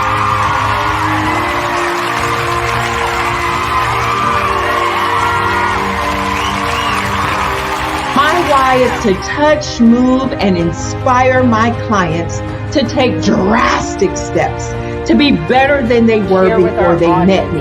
I'm a resource. I'm a connector. I want to help people build deeper relationships that are beneficial to their life and business. That's what I do best. So, first thing you got to do is show up. And speaking is a way to magnetically attract your ideal client to you. How many of you use social media that way? Absolutely. And this is how you look to the world. Drastic steps are the steps that are needed to be successful. And my business is drastic denotes a mindset. Getting out of your comfort zone. Doing something that you don't necessarily feel comfortable doing, want to do, but you know it's a necessary step to be successful in your business. I get the most satisfaction when I see my connections flourishing into relationships long after I am gone. Hi, my name is Jasmine Augustine with Media Jasmine, and I've joined several networking and referral groups in the area. And Network in Action Northeast Houston with Tony Harris Taylor is one of the best organizations that I've joined. I love that piece of what I do, and it is what fuels my fire.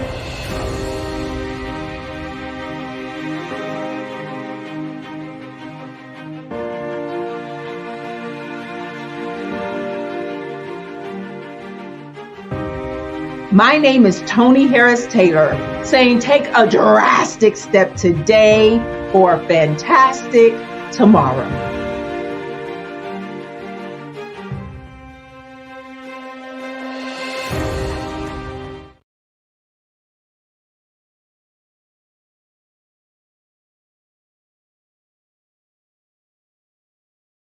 Are you tired?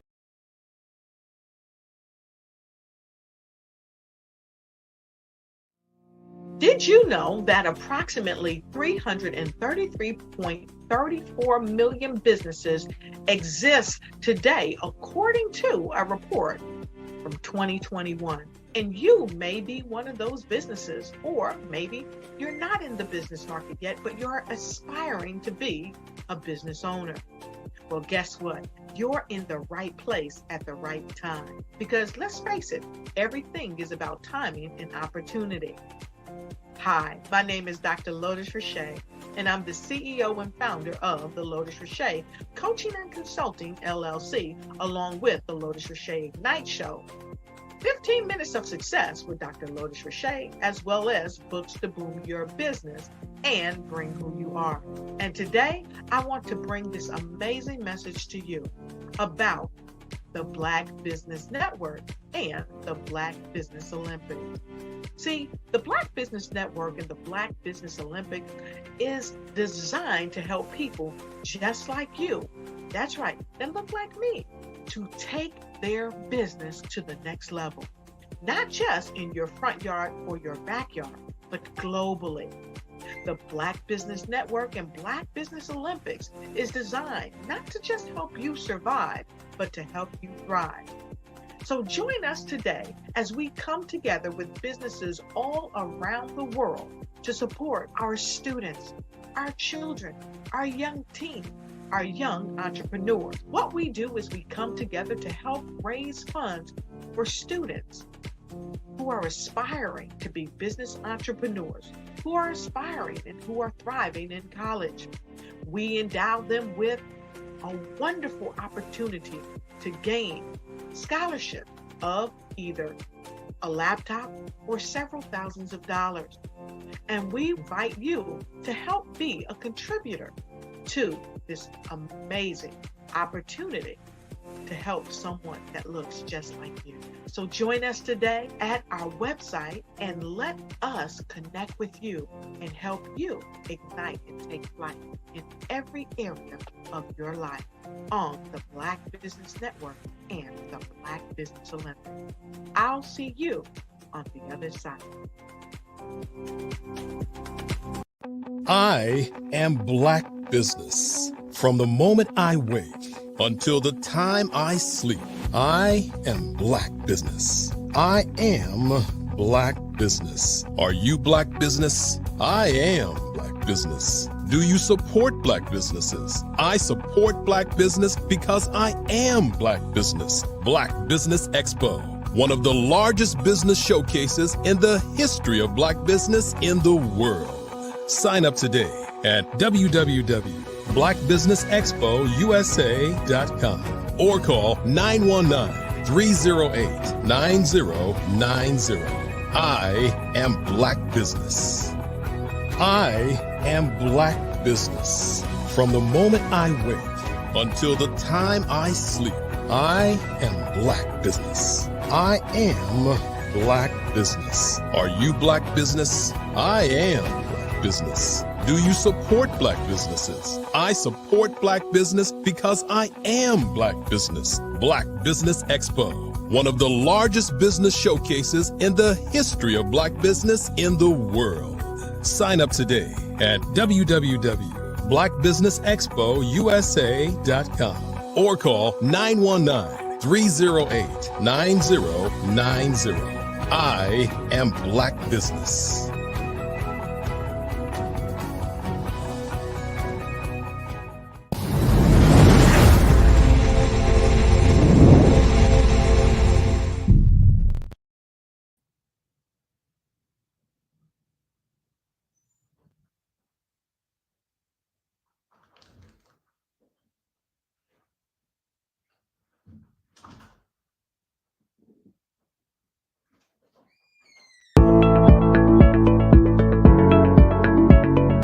Prepare for what's coming and dominate in economic winter. Stand strong and thrive by showcasing your great products and services globally through the Black Business Network and Black Business Olympics. The Black Business Network has showcased over 2,000 companies with over $7 billion in sales each year. Over 10 million attendees have viewed the rebroadcast each month. Through the Black Business Olympics, unique styles of business training and mentoring are turning students into business owners and entrepreneurial warriors who will dominate in any economy. Gain the ultimate advantage of the Black Business Olympics, 7 days of unbelievable topics and speakers speaking around the globe. Donate your time and experience to provide expertise and scholarships to students worldwide and change the world. Now, more than ever, new insights, tools, strategies, and capabilities are needed. This is your chance for a major presentation to the world. Fill out the form and join the more than 2,000 speakers who have presented to over 200 countries. Join the Black Business Network streaming live into the Metaverse, STEM City, Black Multiverse Enterprises, Hulu, Amazon, YouTube, iHeartRadio, Apple, Facebook, LinkedIn, Pod TV, IBM TV, Spotify, and Google Podcasts. Sign up today. Spaces are limited, and we will see you there.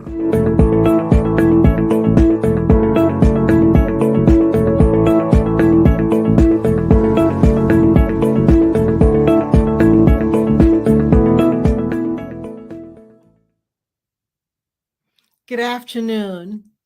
Hope you're doing well today. So business owners, entrepreneurs, thought leaders, and corporations, I welcome you to the Black Business Network. My name is Angela Baptiste, and I'm your business moderator as well as your speaker for this afternoon on the Black Business Network. We are a 24-hour business network showcasing Black businesses, business owners, entrepreneurs, and thought leaders worldwide. We have speakers from North Carolina, London, Singapore, Africa, Japan, and cities all over the United States. The Black Business Network is a global community that shares its business knowledge in order to empower, inspire, and educate businesses about business. Today, I'm going to be the speaker, and I'll be talking about leadership, and leadership is influence. I am a coach, speaker, trainer with the Maxwell Leadership.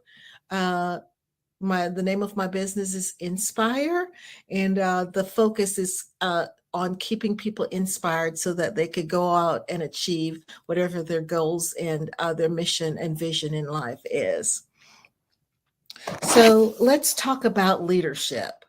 You know, my mentor, John Maxwell, he says, leadership is influence, nothing more and nothing less. That's very interesting, right?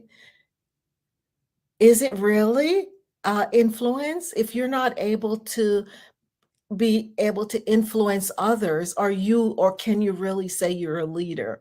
There's so many people who have, or leaders by title or by position, but they're not quite able to lead, whether it's a staff or even, you could be a leader in your home as well. How are you doing? Are you being able to influence those that you lead?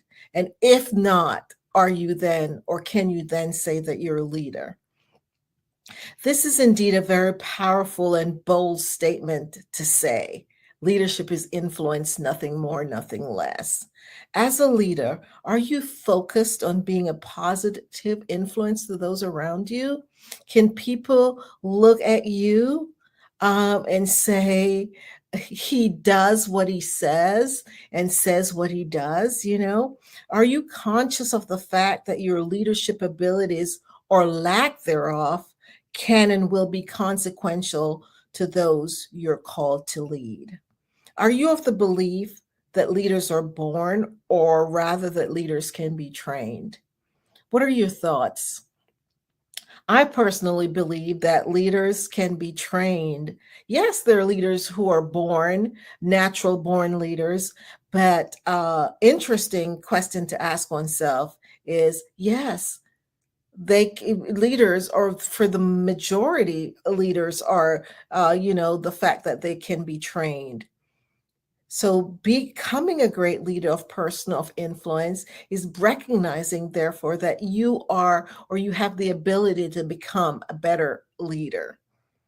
Leaders are expected to lead, and this begins by leading oneself. How do you lead yourself, you might say?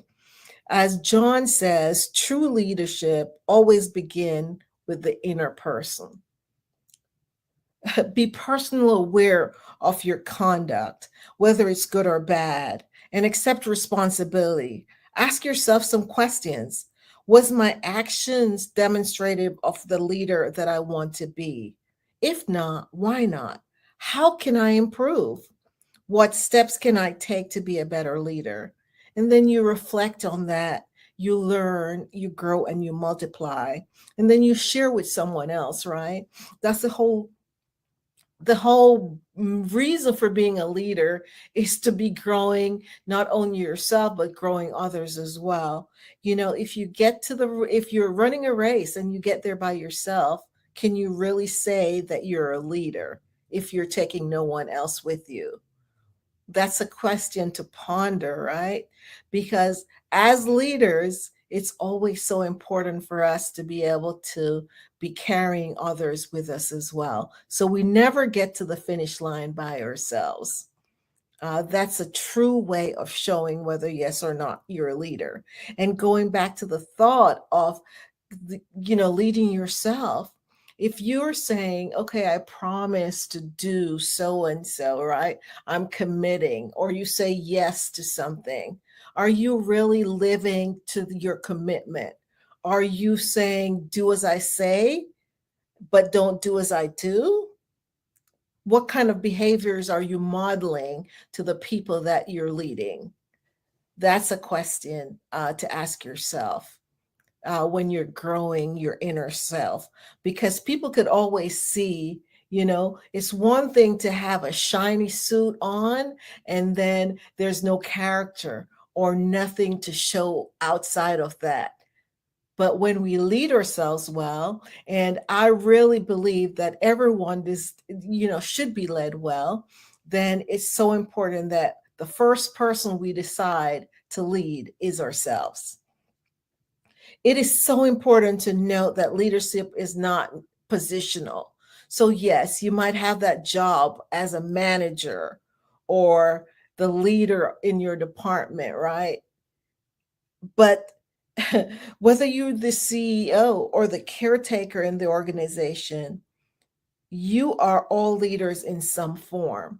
So disregarding the caretaker over the CEO is so, we're not even thinking in terms of the fact that, yes, He might be the caretaker. She might be the caretaker. She might be the one picking up the garbage, but she's a leader in her own right, just like the CEO is a leader or the customer service representative. So whatever the function is, that does not have anything to do with whether you're a leader or not. We're all leaders in some form, whether at home, at church, in our communities, or in the workplace. So respecting and recognizing this fact is very important, because in whatever aspect of life you lead, we must always be intentional in adding value to others, because it's never about us. It's never about me, never about you. Rather, it's about adding significance to those around you. Being able to connect and build relationships that foster a trust. Those are the key things in being a great leader, right? Not being so focused on, oh, it's all about me, but it's all about serving that other person, your team members, those people who are dependent on you in order to make the goals, to achieve those KPIs, right? To achieve that increase in productivity and profitability for whatever your organization or for your family, achieving that joy and happiness that means fulfillment for your home life or for your church community, being able to serve those in that church community in whatever way, so that they can see what it is that your goal is and your mission in life is. That's what leadership is all about, building those relationships that foster and adds value, serving others so that they too can see the value of you as a leader. Being able to say we than me, right? It's not about me so much, but about the team that we're working on. So whatever the teamwork is. So if I'm leading a team of 5, a team of 10, I'm leading a team, my family, in that family or in my church community, it's about us working together to achieve whatever those goals and our vision and our mission. That's what it means to be a great leader. The power of teamwork in all that event. So together we're able to achieve more. My mentor, John Maxwell, again, he talks about being a river and not a reservoir. What does that mean when I say be a river, not a reservoir? Or there's another one, be the thermostat. Don't be the thermostat, right? You're not being the thermometer, but the thermostat. What does that mean? Okay, that means the river is flowing, right? It's flowing and it keeps flowing and it's adding to the reservoir, right? The reservoir, it's just keeping that it's not moving, but the river moves. And so that's us as leaders. That's the whole idea, is that we keep flowing, we keep building, we keep energizing, we keep motivating and giving back to those we serve, or teams, or families, or communities, so that we're always adding value and helping those to get to that next level. That's what it means about being a great leader, and being able to be influential and adding significance to others, the lives of others. That's what it means to be a great leader. What we must flow through to others. So that concept of being a river, being able to just flow through and bless others, bless the life of others, and so that we're consistently adding value and serving others. Are you being intentional in your actions, being able to show those around us our heart, letting them know that we care about them, being able to have a positive and contagious attitude? If everyone should see me, as a leader, and they're looking, or you, are they being able to say, oh, she has a great and positive attitude? Could that be said about you as a leader? Do you always have a smile? Are you intentional about what you're reflecting in your actions? Always, having that mindset and that behaving in a way that people want to be around you, knowing that you actually care about them. There's a quote that says, people need to know, they want to know if you care for them more than what you have to say. So, right. So it's not about the words that we say, but if are we acting like we really care? It's not so much about what but it's more, they want to know more about how you show them that you care for them. That's more important. So as leaders, we need to show people that we in fact care for them and live that by our attitudes and our actions, always being upbeat, displaying that positive and contagious attitude, always encouraging and being gracious towards others. How we think we show through in how we act. Attitudes are mirrors of the mind. They reflect thinking, says David Joseph Schwartz. So our attitudes, that's what he's saying, are mirrors of the mind. So what's going on in your mind? Is your attitude showing exactly what your thought process is? It always reflects that. So we always need to do a check on what we're showing. How are we showing up? How are we showing up to those people that we're leading? Are we reflecting that great attitude so that they can know that we know, like, and care for them? Leaders position their people well by making their team better, placing them in their best position that they're suited for so that they can succeed. So if you have a team, you're setting your team up for success. So high level, you should be aware of your team, what their talents are, what they're good at, how they can positively impact your team overall in getting to that and achieving their goals, right? So you're placing your team members and setting them up for success, not for failure.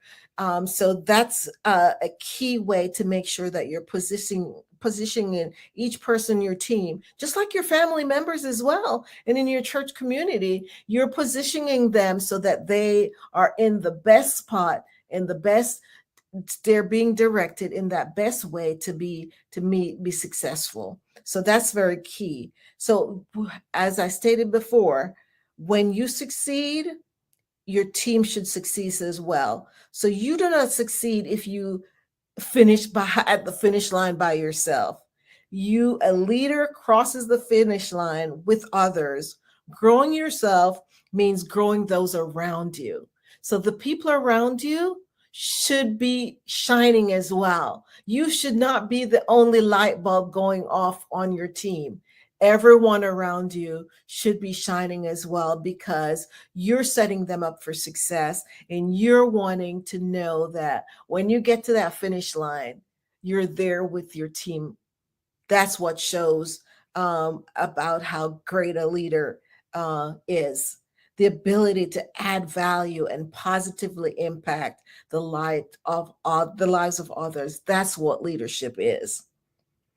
As a leader, we must always keep in mind what John says: everything rises and falls on leadership. Ultimately, leadership is not about the great and glorious goals that we achieve. Rather, it's about how you kept your team, your tribe, focused and motivated to get to that next level, right? They should be achieving their best, even the worst of times, even when the consequences mattered so much, yet you stood by them, always supporting them, always encouraging, pouring into their lives, laying the groundwork for success, empowering, and then celebrating them and letting them shine. That's what I call leadership. Being able to share with others so that they too can achieve that monumental success, taking your team to the finish line with you. Now, as a leader, we talked about leading yourself and leading yourself well. So great leaders have great values. As leaders, by choosing to embrace and practice good values every day, you choose the higher course in life, and your life goes in a direction that you will always feel good about. You may not always get what you desire, right? But you will always be the person you desire to be. It's so important that you're able to live with yourself, that you can go to bed at night and sleep because of the values that you have. And so it's so important for us to be able to identify and define what the values are for you, and what is most important for you as a leader. Understanding your values is understanding your passion, your motivation, and your priorities. When you know your values, you will be able to make decisions quickly, determine what you should dedicate your time and energy on, and discover the determination to live out your purpose. I'm hoping that for you, that you can use an exercise to identify what your values are each and every day, and begin to live those values going forward. And by showing up every day, no matter if it's leading a tribe, leading 10 or 5 people, leading your church community, leading your family, maybe about 2 or 3 people. So it's not about the number, but being a good leader by being able to say, I'm choosing to embrace and practice good values each and every day of your life. You might say to me, Angela, what are values? Well, values should be your North Star, your motivation, your passion, and how you measure success as a leader. When what you're doing and your passions line up, you're living out your true values. When they do not align, this can be a source of discontent and unhappiness. I would say if you would go through and just take a note and write down all the, several different values, and then you could choose to say, what are the values that that really suit and embrace and for me, as that I could identify from. I know for me, my top 3 values are faith. That's number 1, because of course I'm a believer, and that's my value. It doesn't have to be your value. So you could go through and decide, okay, what are some values that I really treasure and I would like to lead from? So faith. And then, of course, my second one, top 2, would be my family. So it's God, my family. And then third is joy. I choose to live my life joyfully. So no matter what my circumstances, I'm leading always with joy in my heart, despite whatever the circumstances I'm going through. So for you, what would be your top 3 as a leader? And I could name some of the values: compassion, right? Honesty. It could be money. That's a lot for some people. Integrity, I know, is a big one. That's one of the top criterias, integrity and trust, that leaders identify that those are key for leaders to lead with. Selflessness, determination. How about generosity or courage? We talked about trust already, or status, or legacy, growth, right? Knowledge, creativity, simplicity is another one. Passion, fun, family, we talked about as a top 2 for me. How about balance, having a balance in your life as a leader? So those are just some of the values that I am highlighting, but you could get to go through and say, okay, what do I value most? And how do I want to come through to serve those people that I serve, so that when I get to the finish line, I will take my team with me? And so I encourage you today, as a leader, just always keep in mind that everything rises and falls on leadership. So if you're a great leader and you're wanting to achieve your vision, your goals, your mission, then it's going to depend on how you're leading your team. So when you're laser focused on those strong values and you're leading with a great attitude and, you're focused and motivated to achieve no matter despite whether it's good times or bad times, you will definitely get to the success and the significance that you hope to achieve and get your team to that next level. So yes, being able to motivate and empower your team will definitely allow you to celebrate with them and be the greatest leader that you could possibly be. So you have a great day. It was a pleasure sharing with you today about leadership and how important it is to live those values and pass those on to the people that you lead. Great and wonderful day, guys. Thank you for participating. If you'd like to reach out to me, it's Angela Baptiste with Inspire, and it's www.inspires. So it's INSPIRES.shop. I'm a coach, trainer, speaker with Maxwell Leadership, and my focus is keeping people inspired. Go out and be a great leader and just lead your team well, because everyone deserves to be led well. Thank you.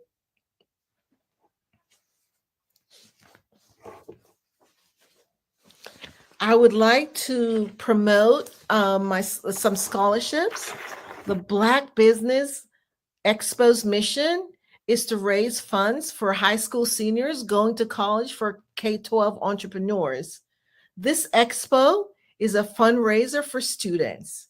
You may go to www.blackbusinessexpousa.com to donate to the scholarship fund, or use the Cash App that's on the screen below, $BBXUSA. Our goal is to give laptops and up to $5,000 to 10 students. Students can register online at www.blackbusinessexpousa.com. Remember, every dollar counts. So we want you to be reminded to donate to the scholarship fund. Please, we're looking for everyone to donate to the scholarship fund. We want to thank our Black Business Expo USA sponsors for this month, June 2023. NC 100, Moody Capital Partners, Suede Soul, Lotus Ritchie Coaching and Training, Carolina, Virginia Minority Supplier Development Council, Step Management, BHS and Associates, Margie McLean Foundation Incorporated, Genius is Common, Earth Essentials, Milani Shawnee Global, Executive Women's Success Institute, the Quality Coaching Company, Superwoman Business Services, Creative Forces Studio, Lee Entertainment, Artistic App Design, the Black Business Expo USA. Thank you for your sponsorship. Genius is Common, and I'll see you on the other side. Introducing Electaworld. The metaverse is widely being labeled as the next phase in human evolution. This second world is no longer just science fiction. AR and VR are coming together to form new communities and limitless possibilities, powered by a brand new kind of money, virtual currencies. Our world will be eco-friendly, emitting near-zero carbon, and feature electromotors and their full fleets of green electric vehicles. This will create real business opportunities where users can actually earn real revenue. Electaworld will be completely free of all types of discrimination. No race, gender, sexual orientation, national origin, or any other type of discrimination will ever limit you in Electaworld. Electaworld will feature around 3,000 plots of land of various sizes for sale in year one, with a heavy focus on commercial land and luxury residential real estate. More details coming March of 2022. Electaworld. Join the new evolution.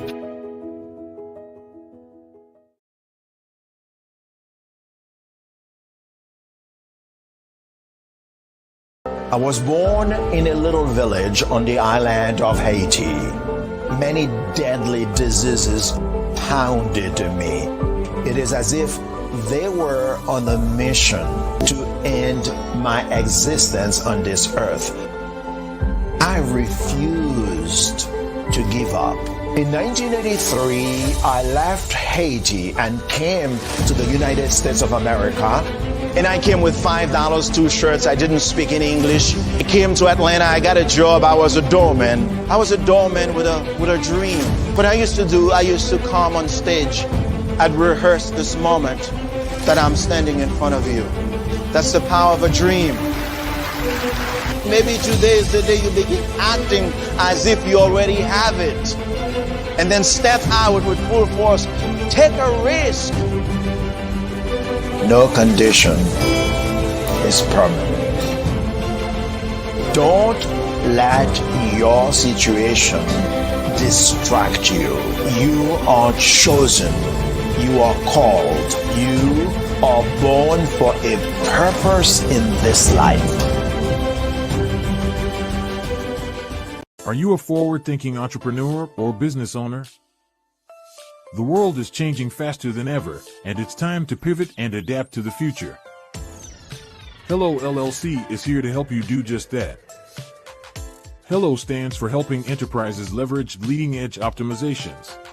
Our innovative solutions can streamline operations, reduce overhead costs, and give you a competitive edge in a market projected to reach $5 trillion by 2030.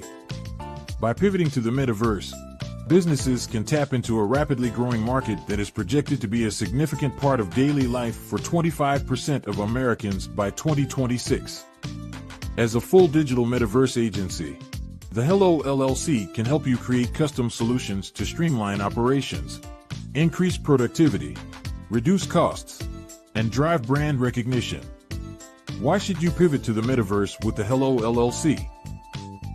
By leveraging cutting-edge technology, you can provide immersive experiences for your customers, expand your global reach, and unlock new revenue streams. Contact us today to make the pivot.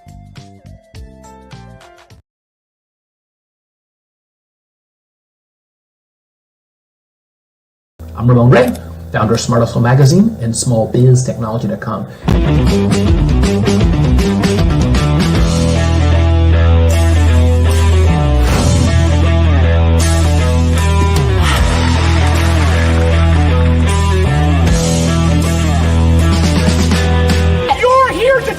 To celebrate small business success. Stand up on your feet. You rocked the house. Hey, thank you. It was amazing. Didn't we learn? For me, success comes from failure. One thing not to do is shake somebody's hand like this.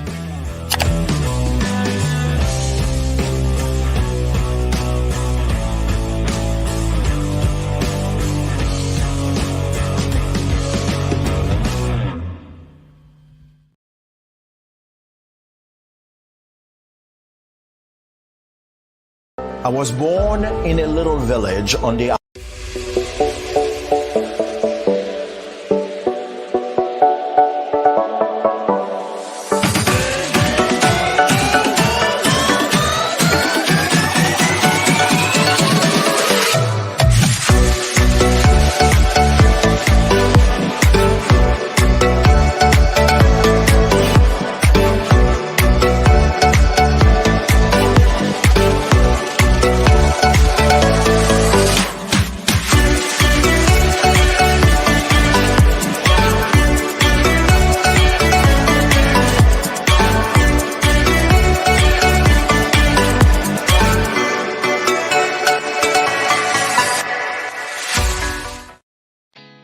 Did you know women represent just 3% of Fortune 500 CEOs and less than 15% of corporate executives at top companies worldwide? Have you wondered what the secrets are to getting into the top ranks, whether in the private or public sector? Do you want to figure out how to stop being held back in your career or passed over for promotion? Then you're in the right place. Hi, I'm Dr. Madeline Ann Lewis, President and CEO of the Executive Women's Success Institute. I have decades of experience in the military, the federal government, and corporate America. And my mission is to help women succeed and tap into their full potential.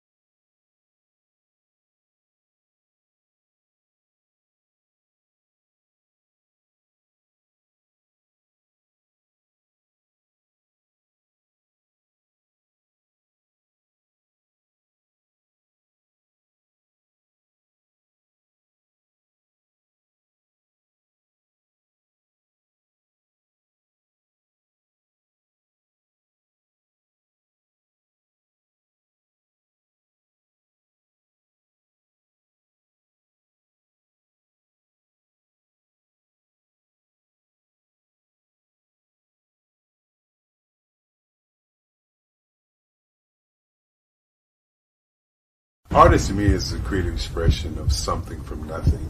You know, it explodes onto the canvas, or it explodes on in my work. One of the things that I try to do more than anything is I try to just give the lines and the movements and emotions and the expressions into what I do. Art really means to me a chance to express how I feel deep down inside. Most of my art begins as a thought that I might have, you know, whether it's sports, whether it's history, whether it's a woman or a man. It pretty much starts as an idea of thought before I get into the actual image of what I'm going to draw. I do a lot of historical pieces. I was a history minor in college, and I love to do history pieces. And a lot of times I'm thinking about history, and then I try to make that history impact you as you look at it. That's one of the reasons I do pictures so large. People ask me, why do I do the pictures so big? And I tell them, I want the piece to impact them as they're looking at it, to kind of dominate them, dominate their space. And most of my pieces I try to do off page. I don't try to do anything that's going to be in those four corners or in a square. And I want your imagination to be a part of the piece that you're looking at.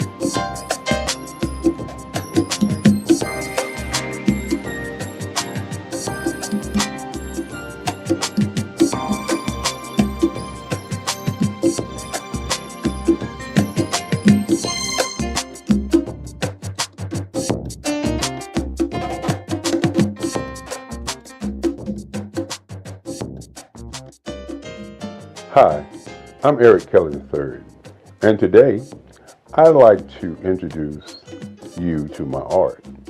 Welcome to the Eric Kelly III Museum, located in Durham, North Carolina. Today we're going to be discussing my art, my journey, and where I'm going next. You know, the past, the today, and the future.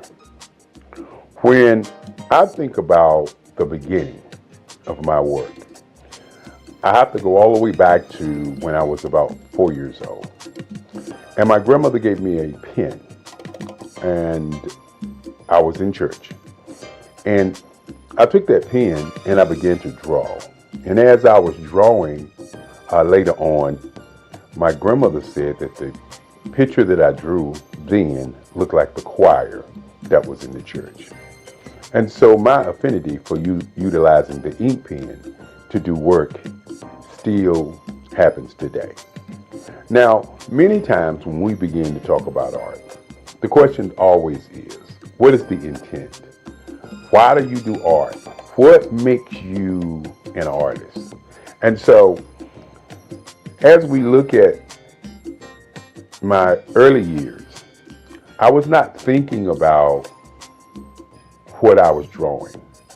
I was just in love with drawing. I remember in the 5th grade when a young man, one of my friends, came to my desk and saw me drawing, and he said he'd like to draw. And so I said to him, anyone can draw. Because in my mind as a young kid, my art was just a way of, I would say, expressing how I felt. And so each day I would give him triangles and squares and show him how to draw. And so in my mind, I wanted to be an art teacher. And being an art teacher, I thought I could give back to other young people, other folk, how I felt about art. And so as we moved through my timeline and moved past the 5th grade, I began to draw, I would say, comic book figures, a lot of figures, a lot of pictures of what I saw in comic books. And one of the things that I noticed about me at an early age, maybe it was because my grandmother was a civil rights leader, maybe it was because my great-grandfather wanted me to be a lawyer, and he took me each day from Scarborough Nursery School down to the courthouse to watch what was going on at the courthouse. And maybe it was me watching television and seeing the civil rights movement happening and seeing things that was going on. But I remember when I was about 12 that there was this thing called identity. Say it loud, I'm black and I'm proud. And the music that I was hearing was just so different until I began to change the white images that I looked at to black images. I can remember the Incredible Hulk that I changed into the Incredible Bulk. You gotta understand, I was a kid, Tarzan. I did Tarzan wrestling with an alligator in the jungle with an afro. And so this whole thing of black identity was prevalent on my mind as a young artist. Many times people say artwork is political. And I continue to say that not only artwork is political, art is what is your identity, but more importantly, what is your intention. And so as I moved through those years, 5th, 6th, 7th, 8th grade, I began to look at the difference between how I felt and how I saw things. And one of the things that I noticed early on is that I could actually hear tones and hear music, and I would see colors in terms of what I was drawing. Many times I found myself talking to people and I would say, I can draw you if I think about you. And that was one of the games I used to play when I was a young kid. I would talk to somebody, I would listen to them, and then I would go home and I'd get my sketch pad and I would actually draw them. Many times when I was coming up, I used to tell people that if you talk about what you want, I could draw some lines and then I can go and create that particular object. Intention, identity, and color was very prevalent in my work at an early age. I remember my first paper mache dog that I did. It was white. And my teacher kept the paper mache dog. And my great-grandfather used to say to me that don't give my artwork away. And so he said, only sell to collectors. And so at 7 years old, he started a museum for me called the Eric Kelly III Museum that would house my artwork in his house, along his halls, and house my writings. I'm also a poet. I do poetry, 3 portrait CDs that I've done in the past, along with some more interesting writings. My work, again, as I said before, is about identity and intention. When you think about colors, and we will see some of those pieces later on, but the colors and portraiture that I've moved into, very, very important. Initially, I was doing a lot of figuration, and that figuration was a lot of history pieces. Now, fortunate for many artists, they have what I would say some guidance, some leadership. When I was growing up, once I got to the 12th grade, 3 of my teachers, Sandra Dowd, Miss Corbett, and Miss Cousins, pulled me into the teacher's lounge. And my art teacher, Sandra Dowd, said to me that I was cheating the world because I was not doing enough art. And she said each day that she give out a project, that I would come in the day of the project and do the best piece in the school. And I used to think about that because I wasn't really aware in terms of my art. I just was doing art. And so my English teacher said that, well, this year you're not going to graduate. And my history teacher says, that is correct, you're not going to graduate. And so you got to understand, back in those days, graduation, senior year was very important. And so what I did was I said to them, y'all can't do that. And they said, yes, we can, because we control your grades. And so I sat there and I listened to them as they began to tell me what they wanted me to do my senior year so that I could do more art. And many times when you have people that come into your life and say they want you to do something and you have your own mission and ideas of what you want to do, sometimes you just, don't do it.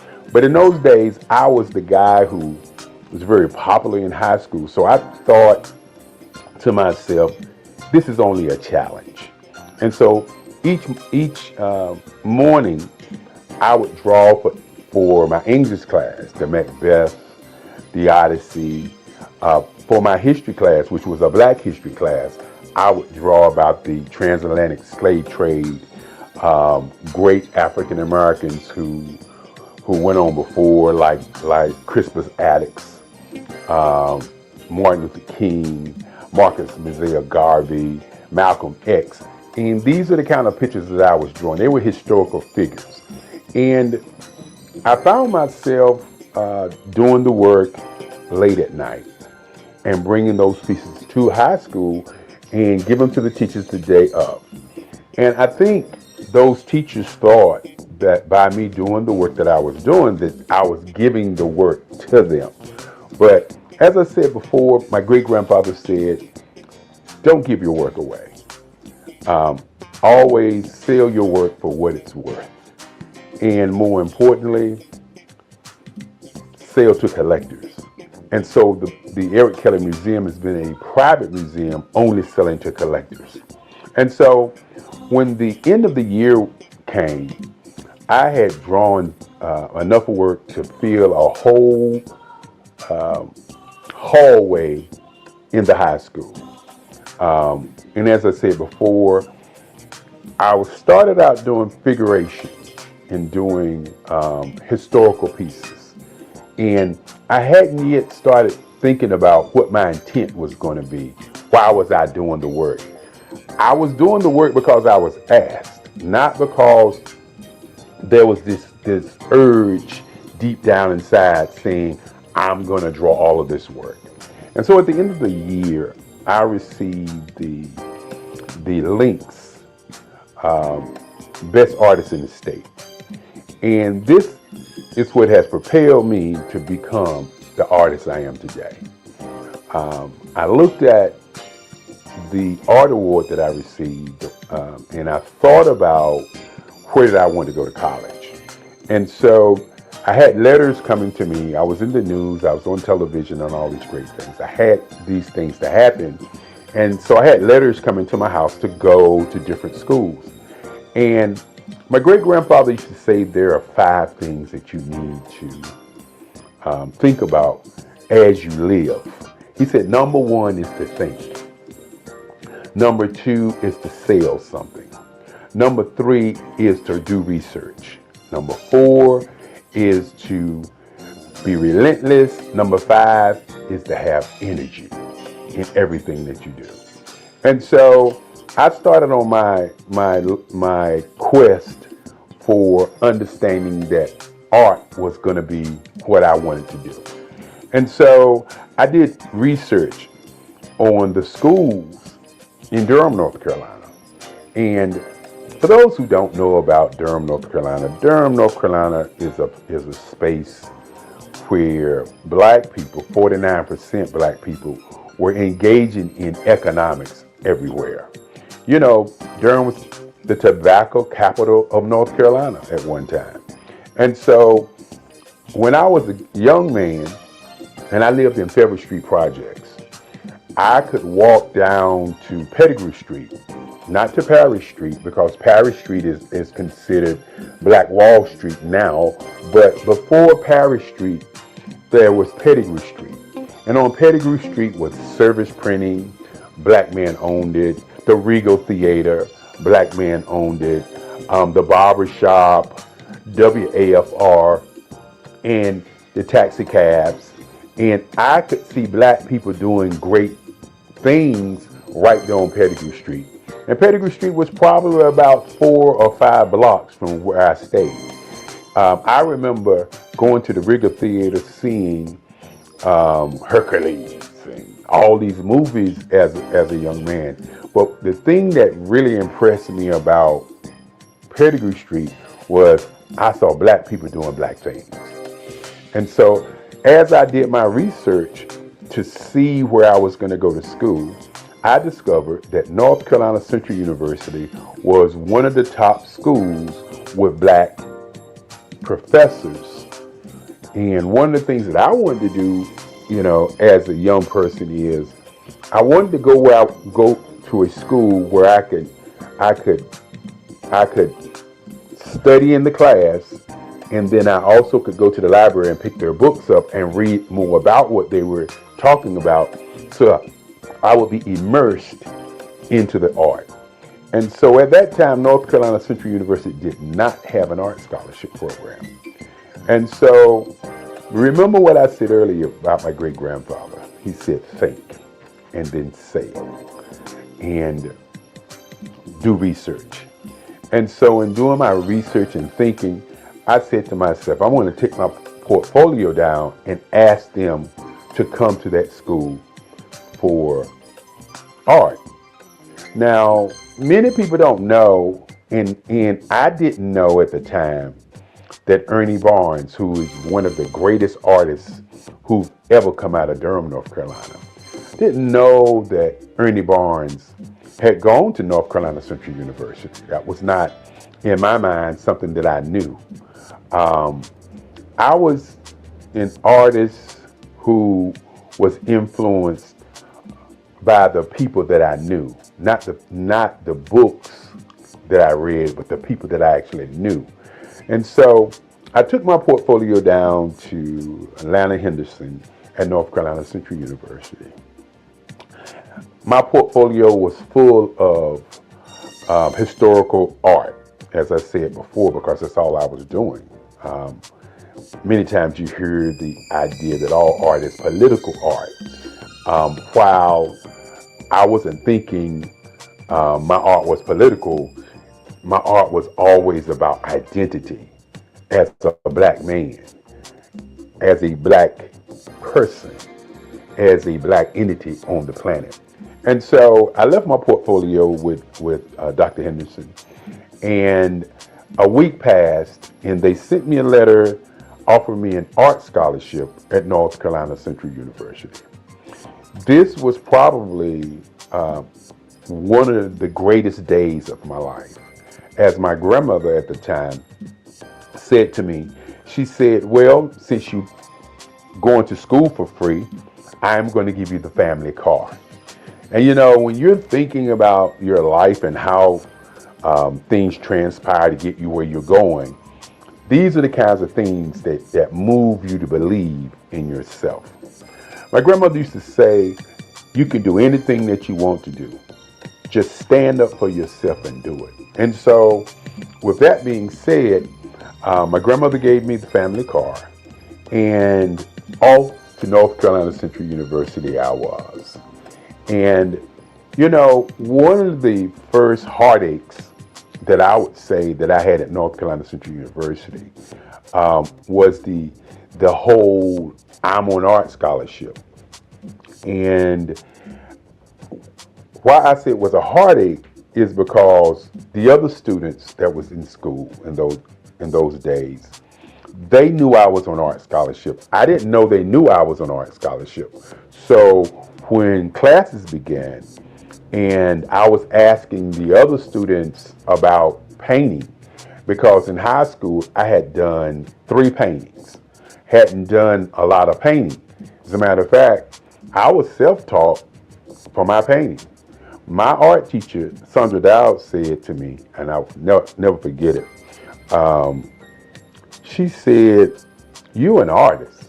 I don't have to tell you what to do. Just take the paint and put it on the canvas and you will figure it out. And that was my first foray into painting. And I did pretty good. I created an abstract. I created a couple other paintings, and I was doing pastels at the time. And pastels was my first love after pencil and ink pen. And so what I did was I utilized my pastel skills as a way of painting. So when you actually see some of my painting, it looks like pastels, because that's how I mix, that's how I match my colors, that's how I draw, that's how I utilize my line work on my paintings, just like pastels. And we'll get an opportunity to see some of those things as we move forward. And so as I got to college, I won't ever forget, I was asking a young lady how to paint. And she said, you got an art scholarship, you ought to know how to paint. And this was a heartbreaker for me, because I came from a background of people helping people to get to where they go. And so with that in mind, in terms of how I was raised, I was never raised to say to people, I can't help you, I'm not going to help you, you got something, so go do what you do. And so this was a daunting task for me, because I was looking at seniors doing artwork, and I was expected at that moment to be able to do work just as well as the seniors were able to do the work, because in their minds I had an art scholarship, and that art scholarship meant that I had some magical powers, some great art in me that they didn't have. And so I was very, very depressed on that day. I remember it like it was yesterday, because what I did was, as they laughed at me, as they looked at me with those eyes of, you know, I don't know why you got an art scholarship if you can't paint kind of feeling, I just walked out of the classroom, got into my car, and I drove home. And I sat in my house, in my grandmother's house. I sat there and I just thought, why am I going to college? Do I want to go back to college? do I want to continue this thing called art? I wasn't sure. I just sat there and sat there and sat there. And then in the back of my mind, I could hear Sandra Dowd saying, you know, you're an artist. All you got to do is put the paint on the board and work it out. I could hear Miss Corbett saying, when I brought her the pieces of artwork, oh, this is great. I'm going to be able to talk about Macbeth today, and we're going to utilize these pieces. I could hear in the back of my mind Miss Cousin saying, when you look at Eric Kelly, he looks dumb. But when he opens his mouth, he is brilliant. He holds class from one side of the classroom while we are doing class, and he can answer all the questions about history. And I could hear these things in my mind while I was sitting there thinking, do I even want to go back? I tell people all the time that peer pressure is a major pressure on many people if they can't handle it. Fortunately for me, my great-grandfather, my grandmother, and my moms always said to me, you can do whatever you want to do. Listen to what you want to do first and follow your dream. And so my art class was on Monday, Wednesday, and Friday. And my class that I went to was on a Monday. On Tuesday, I didn't go to art class. Wednesday, I didn't go to art class. So on Thursday, I decided that I'm going to go over there to North Carolina Central, and I was going to paint. Now, you got to understand, as a young kid, a young black man, when you're thinking about your identity, you're thinking about what you want to do, and people are pressing against you and doubting who you are and really identifying and seeing who you are. You gotta understand, you're not the guy that I am today. You are a young man who has fear, a young man who's uncertain, a young man who is asking the question, why am I here? And so on that Thursday, I went to the art department at 4:00 when I knew most of the students were not there. And I went to my board and I pulled out my paints and I started painting. And I just kept painting. And I just kept painting. And I continued to paint. I was working it out, trying to figure out what in the world was I doing. And I remember when I got to the art department and I thought about what I wanted to paint. And I painted a piece that if people saw it today, they probably would say that it's racist. If people saw it today, they would probably say, what was he thinking? What was his intent? But I had done a piece in history, in Black history class, of a slave being hung. And it showed a plantation owner grabbing the slave in his hair, getting ready to put the slave into a rope. The name of the picture was I Didn't Do It. And the picture was about a slave who witnessed something that happened and told other people on the plantation, and then the master decided to hang him for talking about it. And in this piece also has the Ku Klux Klan in the back, the fiery cross in the back, and all of that crazy stuff I was doing back in that day. And I began to paint that picture. And as I was painting that picture, I could see exactly how to paint. I don't know why or what, but I could actually see how to paint. And so I was there from 4:00 in the afternoon, And I looked up, it was 4 o'clock in the morning. I took my sheet that we had in art class and I laid it over the piece, and I jumped in my car and I went home.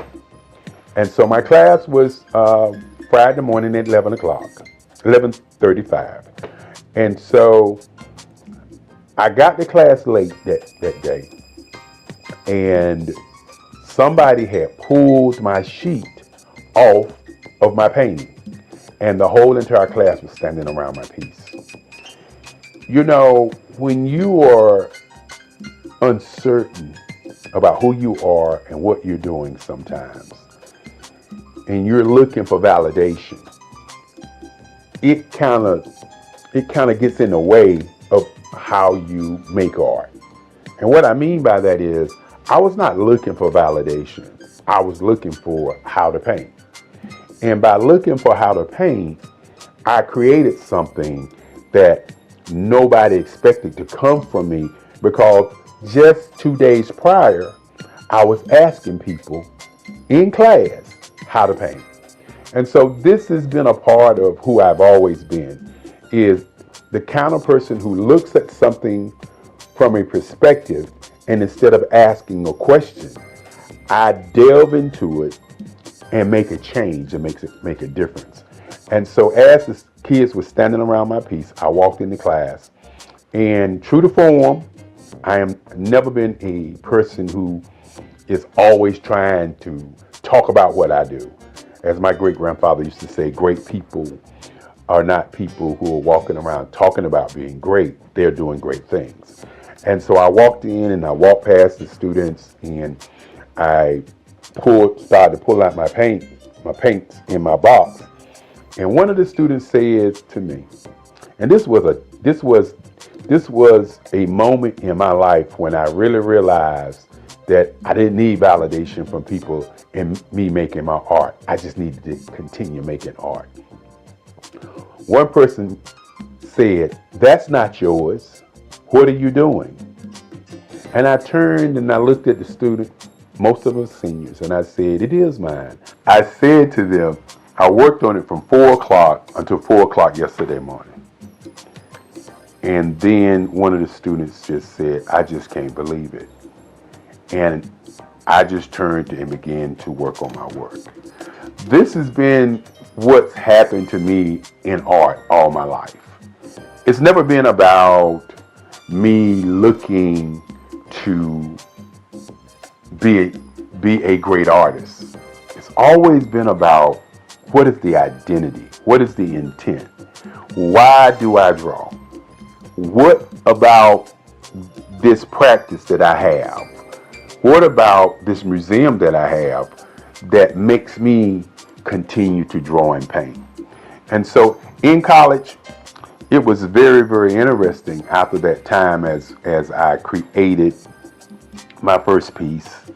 And then all of a sudden, the other students start asking me questions about how I did it.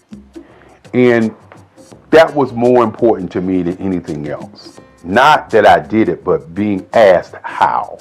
And as I said before, I utilize my artwork or utilize my painting as painting as I was doing pastels. Pastels was my first love. And once I got to college, I had to begin to think about what my identity, what I was going to do in art. Was I going to be doing figuration? Was I going to be doing scenes? What was I really going to do? And I remember Carlisle, who was one of my teachers. Mr. Carlisle.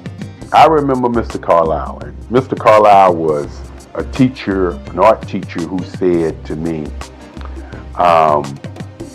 he liked the way I was doing large pieces. And that large pieces was something different from what the other students were doing. And so what I decided to do was to try to figure out what kind of artist I wanted to be. I opened up talking about identity and intention. And I'm going to talk about power and color and emotions later. But what kind of artist was I going to be? And so Mr. Carlisle and Kennedy and some of the other teachers decided that they were going to take us art students to Washington, D.C. And taking us to Washington, D.C. to a art show by an art show curated called 200 Years of African American Art. And you have to understand that in those days, the information that we got was just so powerful. It was not information that we didn't look at the information, but we looked at the information and worked on analyzing why it existed. And so had an opportunity to go to Washington, D.C. There was over 85 pieces of artwork by different artists from all over the world. And that's when I first saw Aaron Douglas. I had known about Romare Bearden. I had known about Ernie Barnes because Ernie Barnes came from Durham, North Carolina. And I knew about Ernie Barnes because of Good Times. And I knew about Ernie Barnes because he went to Hillside, that same high school that I went to. And many times when we were drawing as young kids, we would always get, you trying to draw like Ernie Barnes.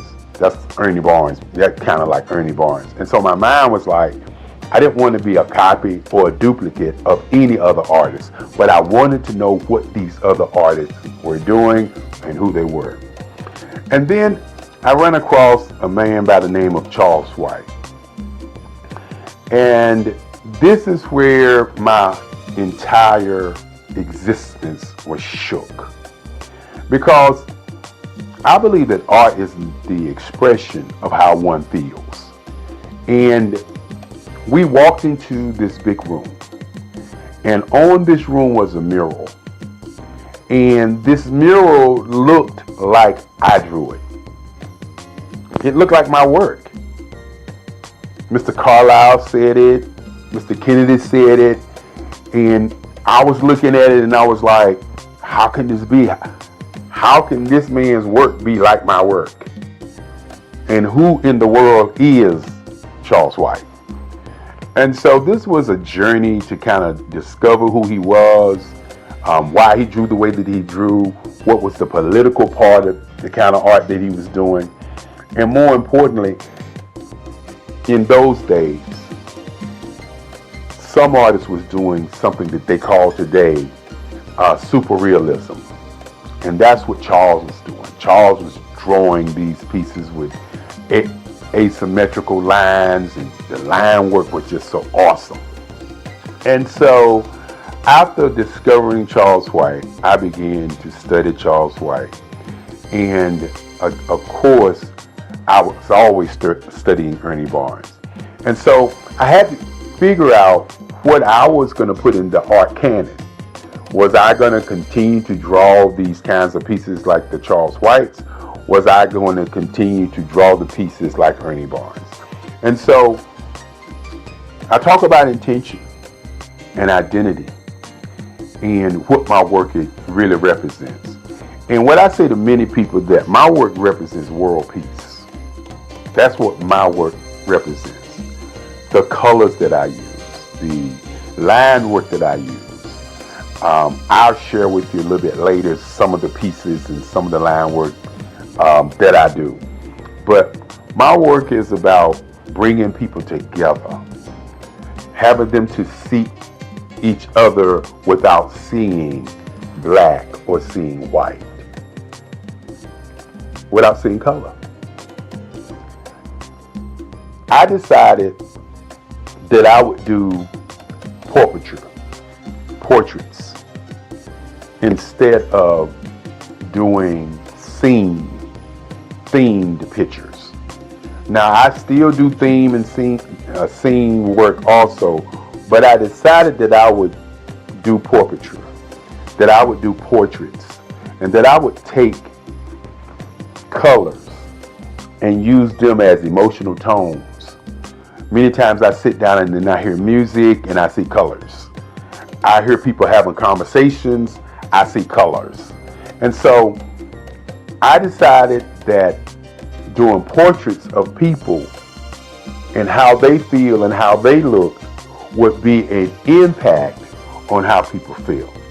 And so I can remember going to New York City during the summers and just sitting on the stoop in Harlem and just watch people go by and just try to see what they were thinking. You know, when they was arguing, how the intensity of that argument was, and the facial expressions. And I was always amazed by how people reacted. And each time that I would see people responding or moving, I would always see a different color that I could see in my paintings. And so I started drawing pieces in colors. And so my work has morphed from just doing the figuration into just doing portraiture, even though my next series of paintings are going to be dedicated to Black women. That's going to be an awesome set of work that I'm going to work on. I can't wait. And so when you look at my work and you look at my portraits, you'll notice that I'm working to capture an emotion. When I do a piece in green and white, I'm looking at capturing an emotion. When I do a piece in a red, white, and blue, or as the Nipsey Hussle piece that I did, or as I would say, the rap piece that I did, which is a piece that shows the California colors, the American colors, and the African colors. And so I'm utilizing all these colors to make you, the viewer, see an emotion and get a feeling from that particular piece. My intent is to push you away from looking at a scene, but looking at how somebody is being seen. And that's what my portraiture work is all about. For the last 20 years, I've worked on work that transcends time. Pieces on my grandmother, my mother, in what I call lines, colors, and emotions. And when you sit back and you think about that first day in college when I didn't know how to paint, and you think about now where I'm painting every day, you can understand what identity for me has always been about. We hear about Black female artists. We hear about white women artists. We hear about white men artists, the Michelangelos, the Monets, and all of these guys, the Picassos. But what we don't hear is about many Black men artists and what is their intent and identity in the Black art canon. I don't want to be revered as a Black artist. And one of the reasons that I've moved into doing the kind of work that I'm doing is because I want to be revered as an American artist. I don't want to be revered as an Black man artist, even though I'm a Black man. I want to be revered as an artist that painted people, portraits in different colors to get emotions from the viewer. I want my pieces to be large enough that it impacts you as you're looking at it, as opposed to you're just looking at a piece. You know, the colors are symbols and emotions that I get when I'm listening to music, when I'm painting. And so I want my audience to begin to look at my pieces as if it's an emotion. not just a painting, an emotion. And when you talk about all art being political, my work is about, again, how do we develop world peace through art? And I believe the way that we get to world peace through art is by stop looking at art as being black or being white and looking at art as an entity of making, or as some people say, as creating a piece where you get emotions, where you get feelings, where you get an idea of what my intent is when I was actually creating or making the art. That is kind of where I am today in terms of my work.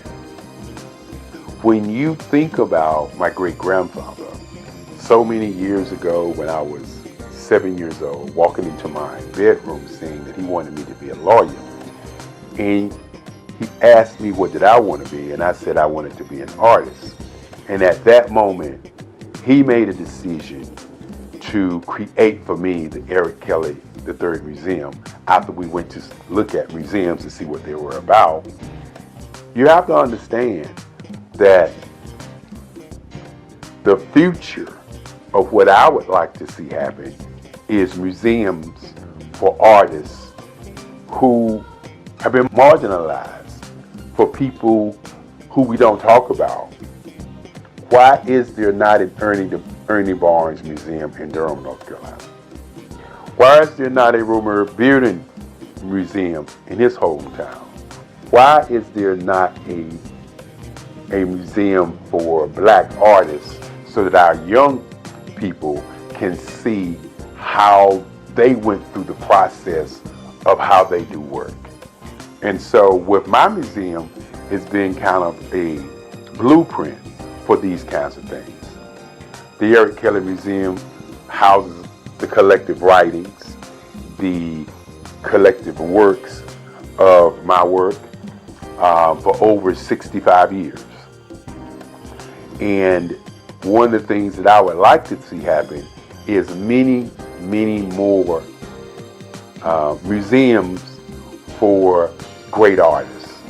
When you sit back and you talk about Basquiat, for example, great artist, a New York artist, where's his museum? Where's a place or a space for us to go and see his work? I talked about Ernie Barnes, or Charles White, for instance. Where can we go and learn about Charles White? Another gentleman, and I could go on and talk about the Kennedy Wiley, who's doing awesome work, Lisa Butler, who's doing awesome work, Mark Bradford, who's doing awesome work. We can go around the country and around the world and see the Van Gogh Museum. We can see the Richard Steele's work, Clifford Steele, work. We can see all of these white artists around the world. Museums. Where are the black museums for our young people to see the greatness of these artists who have gone on before us? You know, I also do photography work, and Gordon Parks was a great photographer. But think about it for a moment. Other than seeing the exhibit of Gordon Parks photography, where can you go and study him, the man?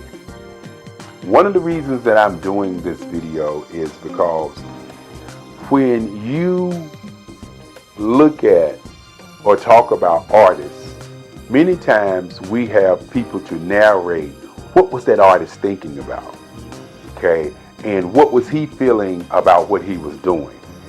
And you don't get the conversation from the artist. The artists don't talk about the line work. The artists don't talk about the color.